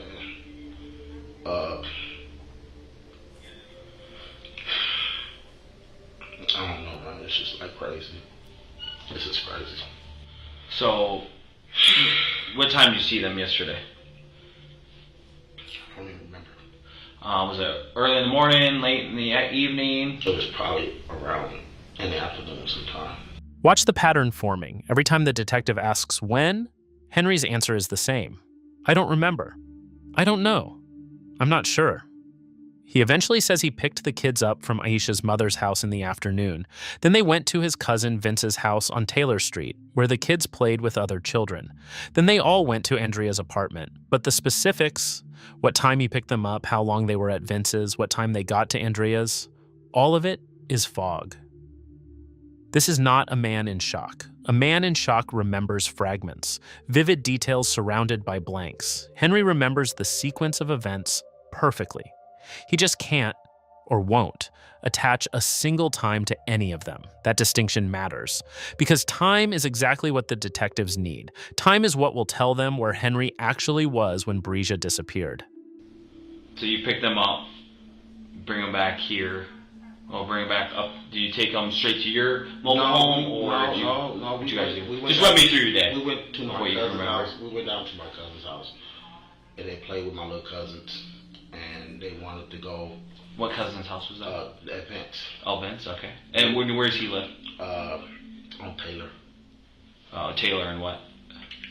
Between 5th and 6th. You know the exact address or no? No, I don't. Okay. But I guess they wanted to go to the house, so we went to the house. They started playing the games at the house, and then they took their showers, and then they got into bed. You know, me and Andrew laid down. I got up. I left. Came back. What time did you leave around? I don't even remember, sir. There it is, buried inside a rapid summary of the evening. And me and Andrea laid down. I got up. I left. Came back. Delivered as though it's nothing. The detective catches it immediately. What time did you leave? And Henry can't say. This is the critical window. Sometime between the children going to bed and the next morning, Henry left the apartment. He says he went to Vince's house, no one answered. He came back, then he left again, went to a quick shop for cigarettes, came back. And at some point, noticed Breesia wasn't in the bed. But here's the problem. He can't say when he left. He can't say when he came back. He can't say when he noticed she was gone. And when the detective tries to narrow it down, Henry resists. And I had left and came back.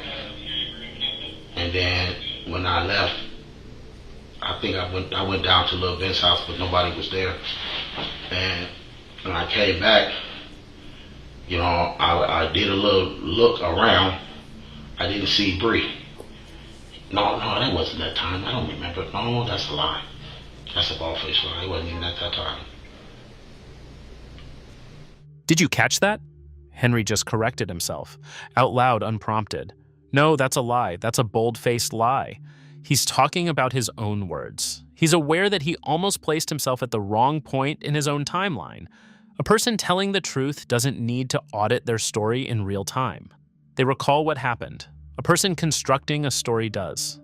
Because they're managing multiple versions, trying to keep the sequence straight while hiding what actually occurred. The detective doesn't react. He lets it pass. He's still in free narrative mode, still letting Henry build the lie that will eventually collapse under its own weight. Sorry about that. So, just so I can get this straight, so you pick them up from Aisha's, you go to Vince's house, right? They play with the kids. Then you head up to Andrea's house. Okay. Did you go to your trailer at all? No. Okay. And then so you guys go there.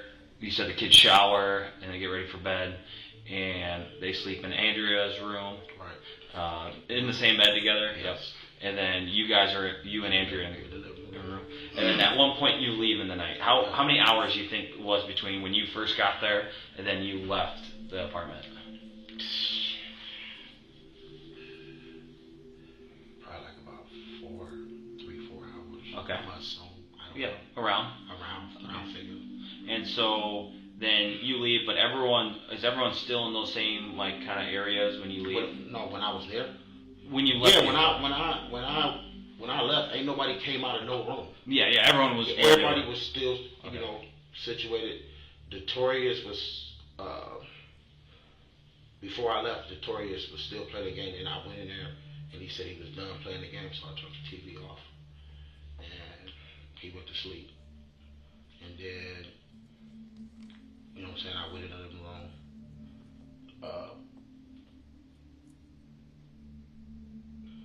Sat around for a while, bored. I'm saying, left, came back. You know what I'm saying? How long were you gone for? I don't know, probably so 45 minutes to an hour, 30 minutes, I don't know, somewhere around there. Okay, and then you come back, and then kind of, what do you do when you get back? Nothing? Did you just go to bed, or did I wasn't stay in the living room? I was in the living room. I wasn't even tired. Yeah. But I got when I was there, you know, so I periodically checked them and make sure they was good in there, because we had the air conditioner on, so I unplug it because it gets too cold. So around figure. And so then you leave, but is everyone still in those same like kind of areas when you leave? No, when I was there. When you left? Yeah, when I left, ain't nobody came out of no room. Yeah, everyone was. Everybody was still, situated. Notorious was before I left. Notorious was still playing the game, and I went in there, and he said he was done playing the game, so I turned the TV off, and he went to sleep. So here's what Henry wants the detectives to believe. Both children were safely in bed. Andrea was in the living room. He left, just to go to his cousin's house. No one answered. He came back, then he left again for cigarettes, came back. And sometime after all of that, he discovered Breja was simply gone. But notice what he's not saying. He's not saying when any of this happened. The detective has now asked for a time frame at least 6 times. Each time Henry deflects. So, do you remember at what point, or approximately at what point of the night, you realized Bree was gone?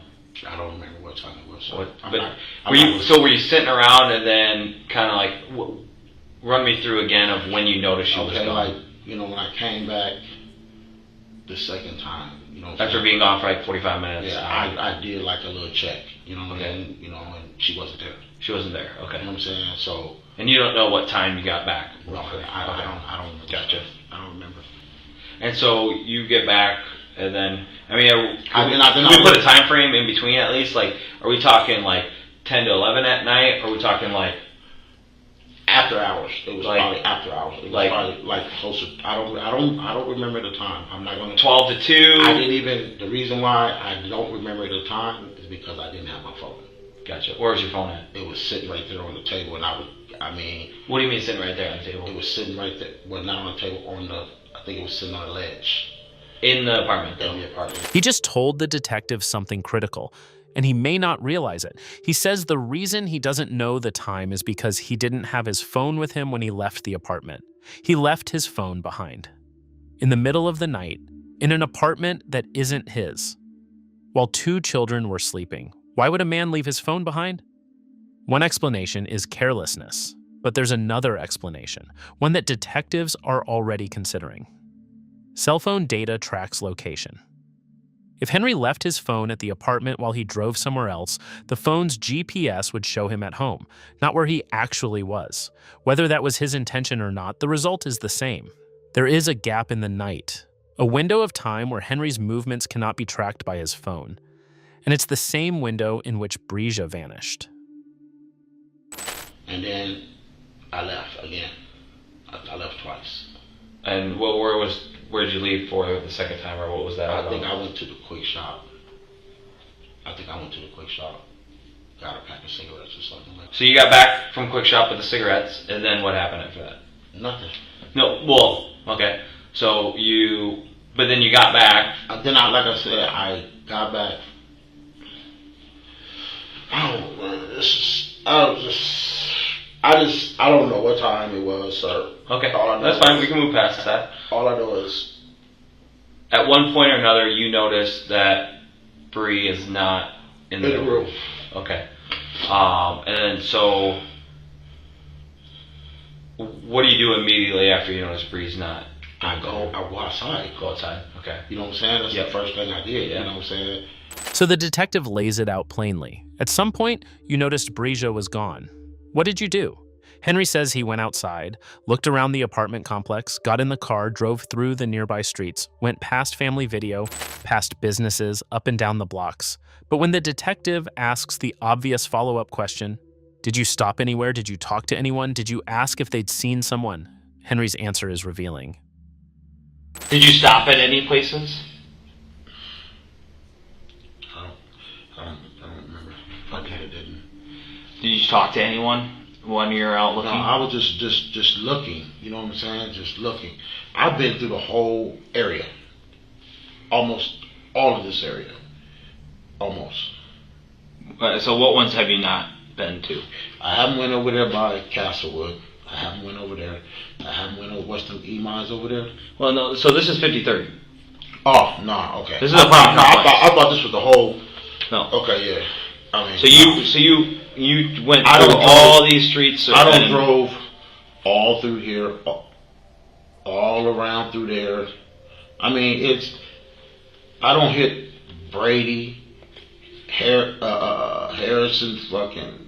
I mean, I just, the furthest I went is all the way down. Just like all the way down where? Like all the way downtown. Just like, you know what I'm saying. When you circle one area, you know what I'm saying. You gotta just continue to go through every area. Mm-hmm. I've been everywhere, man. I'm not going to even say where and what streets. Okay. I just know I've been all through here. And, did you stop at any, did you go inside while you're looking? Did you go stop anywhere and talk to anyone, ask them if they've seen someone? Do you remember any places that you did that with? No, I didn't do that. You didn't do that? Okay. I just moved around. Okay. So you were strictly in your car the entire time? Moving around. Okay. In the Impala, right? Yes. Okay. He searched for hours. A 10-year-old girl, his child, by his own words, is missing in the middle of the night. And he didn't knock on a single door. He didn't walk into a single store. He didn't speak to a single person. He didn't call 911. He just drove in circles. Alone. That's not a search. That's a man running out the clock, waiting for morning, waiting for someone else to make the call, waiting for the window to close. And it would have worked if the detectives hadn't started asking about the car. Up to this point, the detective has been patient. He's let Henry talk, let him wander through his story, let him say, "I don't remember," more than a dozen times without pushing back. That was deliberate. The detective was building a map, cataloging every claim Henry made, every detail he committed to, every gap he refused to fill. Now the questions get sharper, and they start with the car. And then, so how is your car not here? You know what I mean? I came straight here. I get that, but the car that you were driving was the Impala, and the Impala's not here. I didn't say I was driving the Impala. Well, you came in the Impala. I never said I was driving the Impala. So you left the apartments in the Impala, right? Yes. Okay, so at what point did you not have the Impala anymore? What do that got to do with the Impala? There it is. What did that got to do with the Impala?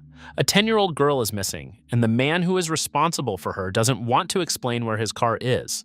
The detective tries again. He makes it clear he's not interested in a driving charge. He's interested in the car, because Henry left the apartment in the Impala, and now the Impala isn't at the station. I mean, because you left there in a vehicle, and that's. I mean, I'm not trying to make it harder on you. Yeah, I get it. But I mean, literally, as for the situation with the driving aspect, you know, I'm not looking for the driving. I'm looking for the car. I'm keeping that solo with the. No, that's fine. I'm more concerned about the car. I mean, if you want to check the car, you can check the car. Yeah, we would like to do that. Yes, probably, you can, without a problem. Where is the car currently? It's reachable. It's reachable. Not it's parked outside, not it's at my trailer. Reachable. As though the car is an abstract concept rather than a physical object in a specific location. The detective presses, Henry deflects. It also helps just make me understand your route that you took, because you had the car and then you didn't. I just want to know where that transition took place. It's reachable, bro. I just say it like that. But you don't want to talk about how you eventually switched vehicles, or never switched. I mean, that was like, I ain't switching no vehicles. Okay. Why would I switch a vehicle? But then, so someone else was with you in the car? But why would I switch vehicles? Where do you get to switch vehicles at? Because, so the Impala, you left the apartment, okay? And then now you're here at the station, but the Impala's not here. It's around. I'll say it that way. It's around. Okay. It's around. Around the block somewhere. It's around. Okay. He parked the car around the block. He walked the last stretch to the police station on foot. Think about that. A man comes to the police station voluntarily to help with a missing child case, and he parks his car around the corner so the police won't see it. There's only one reason to do that. He doesn't want them near that car. Not yet. Not until he's ready. Not until he controls the terms. The detective knows exactly what this means. This is a man who is managing a crime scene on wheels, but the detective doesn't confront him with that. Not yet. He pivots to the next piece of evidence. And so would you be fine if we downloaded the phone to have the call logs and the text? For what reason? To corroborate everything here about the call logs and the text. It helps everyone out. Download my phone. To get the call logs to show that those calls were made at those certain times. I can show you my phone. I can just show you my phone. I got you. You know what I'm saying? You want to see, I can just show you my phone. I mean, I can just open up my phone and let you go on my phone. Okay. You know what I'm saying? What's the passcode to your phone? Just give me my phone and I'll open it up for you. Okay. Well, you'll open up right in front of me? Right, yeah, I'll open it right here. Cool. Watch the shift. Up to now, Henry has been cooperative on the surface, rambling, vague, but not hostile. The moment the detective asks to download the phone, everything changes. He won't give the passcode. He'll open it himself. He'll let them look, but only while he watches, only what he decides to show. This is not cooperation. This is control.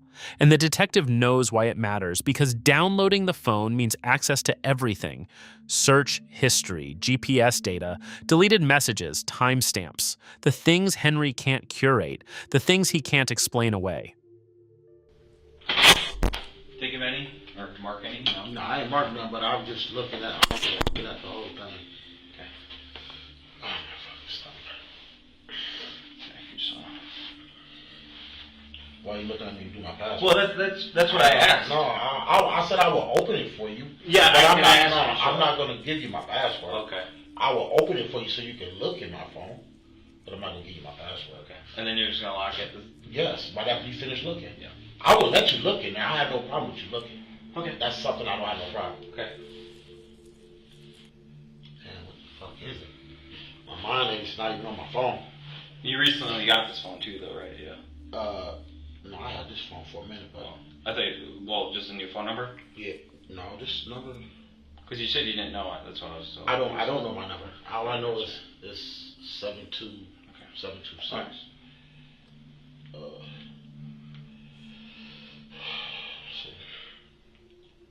Right. Why you still watching? I don't want to open it then, bro. You know? Not if you're staring into me while I'm trying to get my number.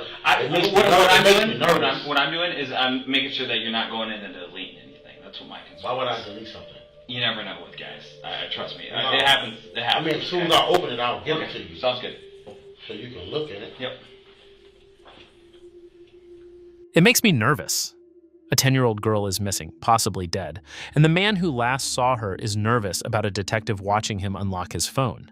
He eventually opens it. He lets the detective look, briefly. Call logs, a few texts, a "Good night, Mom" message from Brasia to Aisha, sent the night before from Henry's phone, but that's all he wants to show. When the detective asks again about downloading the phone, getting the full data extraction, Henry pulls back. So that's the reason why I said I will open it for you. Gotcha. I just don't want nobody all in my phone. You know what I'm saying? I mean, it don't matter, but I just don't like people. Well, it does. It does matter. No, you miss what I'm saying. Okay. When I say it don't matter, when I say that, I'm saying like, you know what I'm saying? If you right here in my presence, you can do what the heck you want with my phone. Mm-hmm. Basically. Gotcha. You know what I'm saying? Yeah. I want to know what you're doing with my phone. Okay. That's all. Gotcha. I mean, it ain't nothing that I'm hiding in my phone or anything like that. That is not. I would like, if you like, okay, let's connect it to something. Okay, I want to see what you're doing with my phone. That's all. You know what I'm saying? Yeah, nothing, I mean, nothing personal. to be able to download, we would need the passcode, but like I said, which just helps speed up any suspicion we would have of you. But I don't understand how I got suspicious with my own kids, man. These are my kids. No, you know what I'm saying? I mean, I'm just saying it would clear any suspicion, right? Listen, I mean, I know you know your job. You know what I'm saying? And I know what you have to do. I know what you have to do. You know what I'm saying? And I don't have no issues with that, period. But these are my kids, bro. Mm-hmm. These are my kids. You know what I'm saying? These are mine. Yeah. I don't have nothing to hide in my phone. He says it 3 times, nothing at all. He's lying. When investigators later obtain a warrant and extract the phone's data, they find search history related to illegal content involving minors. The specifics are too disturbing to detail here, but the searches connect directly to the demographic of the victim, a 10-year-old girl. Henry Dinkins wasn't just hiding his whereabouts that night, he was hiding who he was. And who he was, something the detectives didn't yet know sitting in that interview room, was a registered sex offender. His first offense dated back to 1990, when he was 17 years old. Aisha Langford, the mother of his son, the woman who trusted him with her children, did not know this. While Henry is sitting in the interview room, other detectives are working the outside of this case. They're pulling surveillance footage, they're canvassing the apartment complex, they're tracing the Impala's route, and one detail keeps coming back: the shoes.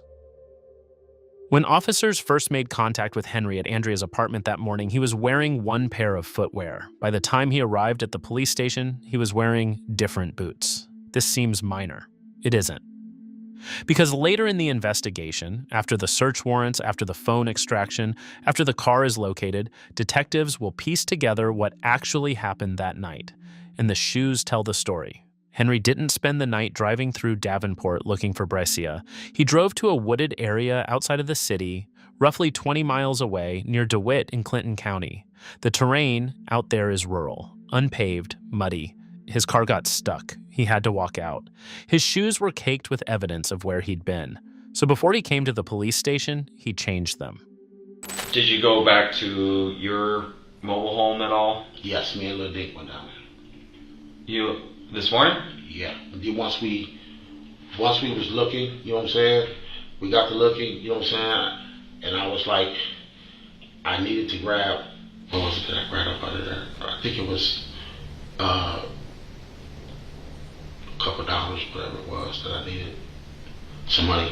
He went back to his trailer. He says it was to grab a few dollars for gas. But this is the same trailer where, after his arrest, investigators will execute a search warrant and find bleach and a machete inside.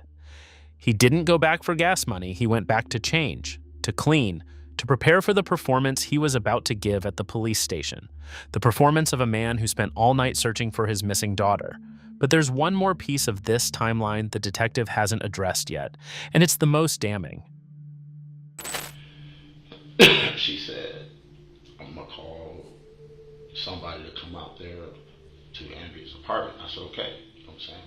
So we went out there. When the dude approached, you know what I'm saying? The dude as in? The officer. Okay. Man, so did you call 911? No, she did. I told her I was going to go to the police station at first. She said, no, let's go to the apartment. You know what I'm saying? So I said, well, we can call at the apartment. You know what I'm saying? And Aisha was like, because first I'm thinking like, she ain't really missing. You know what I mean? Something, you know what I'm saying? Maybe something, I don't know. But once it really set in that can't nobody find her, that's when it hit me. You know what I'm saying? Like, you know, she's missing. She ain't really missing. That's what he says. Hours have passed. The girl is gone from her bed. He's been driving around the city, or so he claims.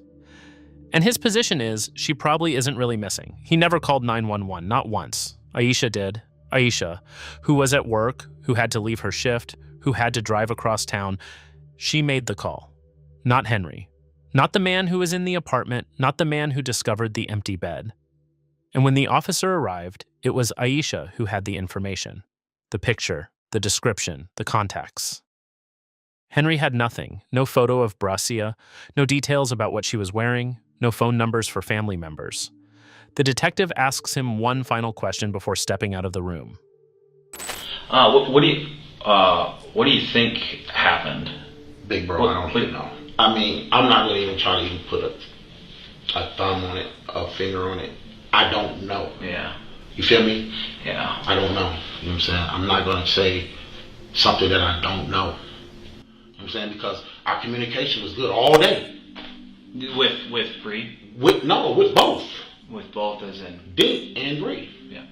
Both my kids been A1 all day. Okay. A1 all day, bro. And then? All day, A1. Mm-hmm. A 1 all day. Both kids were perfect all day. No problems, no arguments, no reason for anything to go wrong. He repeats it 3 times as though saying it louder makes it more true. But notice what he doesn't do. He doesn't speculate. He doesn't theorize. He doesn't say maybe she wandered off or maybe someone took her. He offers nothing. Because every theory he could offer would invite questions that lead closer to the truth. So he gives the detective the only safe answer, I don't know. Well, I can assure you there's a bunch of people right now with the department going out there. We're trying to do what we can. I hope, pray to God that they find my baby. You know what I mean? Because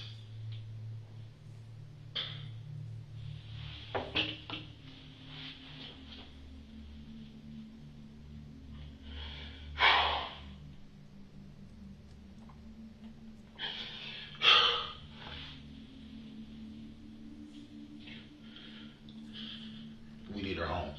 Mm-hmm. Definitely. We need her home. Yep. Pray to God that they find my baby. He knows they won't, because he knows exactly where she is. And as the detective steps out of the room to confer with his team, the investigation is about to shift. What began as a missing child case is now something else entirely. The car he's hiding, the phone he won't surrender, the shoes he changed, the timeline he can't explain. The 911 call he never made. Every thread leads back to the same man, sitting in the same chair, saying the same words over and over. I don't remember. I don't know. These are my kids. The detectives don't have enough to charge him. Not yet, but they have enough to know. And the evidence that will ultimately break this case open won't come from Henry Dinkins. It will come from his 8-year-old son. After the interrogation, Henry Dinkins walks out of the police station. He is not charged. There isn't enough. Not yet. But he doesn't walk free for long. Within days, investigators discover that Henry is a registered sex offender and that he has been violating the terms of his probation. He is arrested on those unrelated charges and placed behind bars. He will stay there while the investigation continues around him. And what follows is a 9-month search, not just for Breja Terrell, but for the evidence needed to prove what the detectives already believe. In the days after the interrogation, the pieces begin falling into place, slowly, then all at once. Detectives locate the Impala. It was parked exactly where Henry didn't want them to find it, close to the station, tucked out of sight. They execute a search warrant. Inside, they find evidence consistent with the car having traveled through rural terrain. They execute a second warrant on Henry's trailer, the mobile home on Schmidt Road he couldn't provide an address for. Inside, they find bleach and a machete. They extract the data from his phone. The search history confirms their worst suspicions. Queries related to illegal content involving minors. The detectives don't need to guess at motive anymore. And then there are the surveillance cameras. Footage from the area around Andrea's apartment shows Henry's Impala leaving in the early morning hours, not circling the neighborhood, not searching nearby streets. Leaving, heading out of the city, witness testimony fills in the rest. Andrea Culberson, Henry's girlfriend, tells investigators that she woke up around 3 a.m. to use the bathroom. Henry was not in the apartment. Breja was not in the apartment. About 30 minutes later, Henry came back inside briefly to grab something. Andrea looked out the window, and she saw Breja standing outside next to the car, alive. That is the last time anyone other than Henry Dinkins saw Breja Terrell alive. The investigation fans out across the region. Hundreds of tips pour in. Search teams comb the area. On foot, by water, with dogs, with drones. The FBI joins the effort. Flyers with Breja's face go up across the Quad Cities and beyond. Months pass. July becomes August. August becomes fall. Fall becomes winter. And then, March 2021, 9 months after Breja disappeared. Good afternoon, everyone. My name is Paul Sikorsky, and I'm the police chief here in Davenport. And last Monday, the Davenport Police Department was contacted by the Clinton County Sheriff's Department in regarding to the discovery of human remains near 270th Avenue near DeWitt. DeWitt, Iowa. A small town roughly 20 miles east of Davenport, Clinton County. A wooded area off a rural road. The kind of place you don't end up by accident. Fishermen found the remains near a pond. The body was badly decomposed, 9 months in the elements. But the investigators knew. They had been searching Clinton County since August based on cell tower data and witness accounts that placed Henry's Impala heading in that direction the night Breja vanished. They ordered an autopsy, and then they waited for the DNA. An autopsy on the remains was conducted by the Division of Criminal Investigation, and we have received confirmation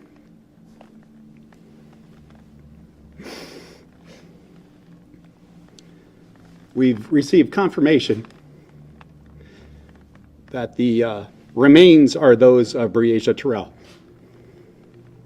9 months. That's how long Aisha Langford waited, not knowing if her daughter was alive, not knowing if she would ever see her again, not knowing what happened in those hours between "Good night, Mom" and silence.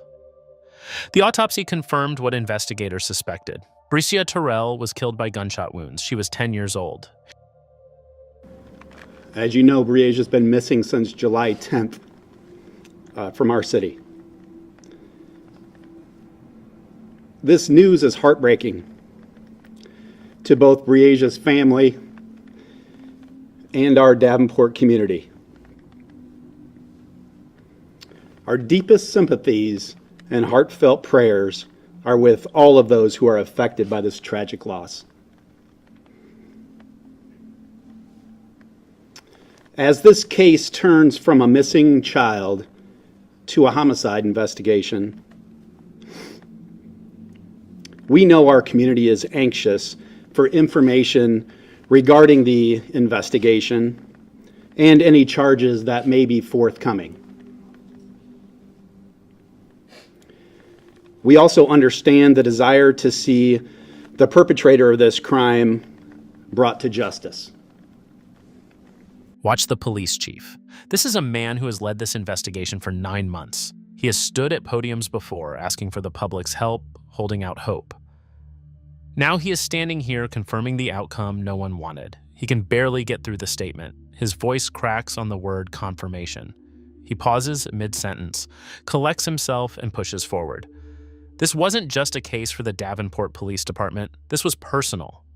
Can you talk a little bit about what your investigators are going through today? Where are they at? It's obvious that you've been deeply affected by this. Can you talk about that team and what they're going through? Yeah, I think there'll be a time where we'll be able to share some of those things, maybe in a little more intimate setting. But I can tell you, they're affected by this as well. Deeply, It's a 10-year-old girl. Henry Dinkins is charged with murder in the first degree and kidnapping in the first degree. The case moves toward trial. And during those proceedings, the prosecution calls a witness that no one in that courtroom will forget.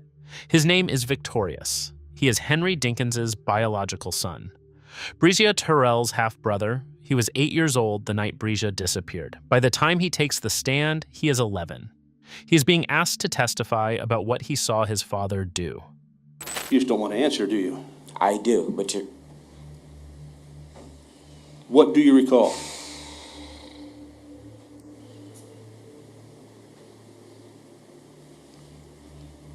What do I recall? You obviously recall that Andrea wasn't there, so you recall facts. What do you recall? Us three there. Us three, Henry, Brizia, and Victorious, at a location in the woods, the same location where Brizia's body was found 9 months later. Andrea wasn't there. No one else was there. Just a father and 2 children in the middle of the night, miles from anyone who could help. The defense attorney presses. He's trying to break the boy's testimony. But what comes next cannot be unheard. At the location where Brizia was killed? Yes. Okay. You didn't testify to that today, right? Yes. Because that's not true, right? If you say it's not true. I'm asking you. I guess. I guess, or either it is or it isn't. Either you were there when she was killed or you weren't. I said, I guess. I don't accept that answer, sir. Either you were there when she was shot or you weren't. I was there. Damn. So you were there? Yes. You saw your dad shoot Brizia Terrell? Yes. There is nothing to add to this. An 11-year-old boy, under oath, under cross-examination by his own father's defense attorney, pressured, challenged, told his account isn't true, and he does not break. He does not recant. He says what he saw. I was there. Yes, I saw my dad shoot. This is the testimony of a child who was forced to carry this truth for 3 years. Who was in that car? Who was in those woods? Who saw what his father did to the girl he grew up calling his sister? Henry Dinkins sat in that interrogation room and told the detective, "Both my kids been A1 all day." He said, "These are my kids and these are my eyes." He said, "Pray to God that they find my baby." One of those children was already dead. The other was sitting right next to him, carrying the weight of what he'd witnessed, and Henry brought him along for the ride, to the search, to McDonald's, to the police station, as though nothing had happened. There is one more detail the investigation uncovered. While Henry was in jail awaiting trial, a cellmate reported that Henry made a statement, that the body would never be found. He was wrong. Brizia was found, the DNA was confirmed, and his own son told the world what happened. Henry Dinkins waived his right to a jury trial. His fate would be decided by a judge alone, a bench trial. On September 15, 2023, the court delivered its verdict, guilty on both counts, murder in the first degree, kidnapping in the first degree.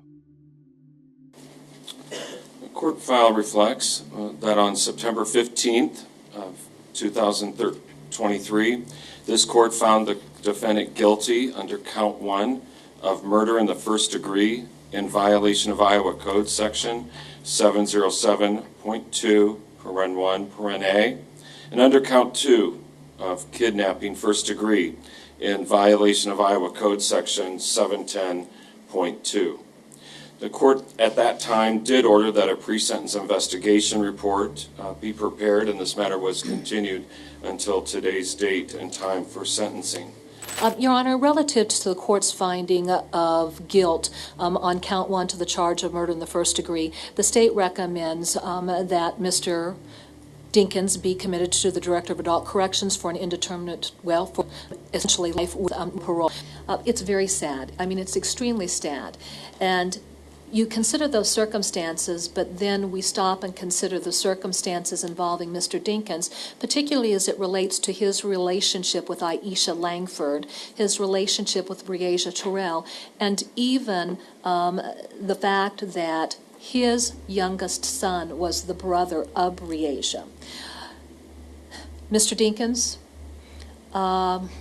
took advantage of a situation that no mother could have conceived would have happened. The prosecutor is right. No mother could have conceived it. Aisha Langford let her children go with a man she had known for years, the father of her son, a man who called Breasia his baby. She was at work. Her mother was watching the older child. Henry said he'd take the 2 younger ones for the night. It was supposed to be a sleepover. It was supposed to be normal. What Aisha didn't know, what she couldn't have known, was that Henry Dinkins was a registered sex offender, that his phone contained evidence of an obsession with minors, that the man she trusted with her children had already decided what he was going to do. Before the judge hands down the sentence, Aisha Langford stands. She has prepared a victim impact statement. She addresses Henry Dinkins directly. Broke my trust and emotions I had the day you took my baby girl from me and just gunned her down like she was nothing and left her and never said a word at all.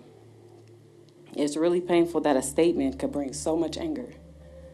I have a number of questions for you, Henry Dinkins, surrounding that night that played through my mind every day.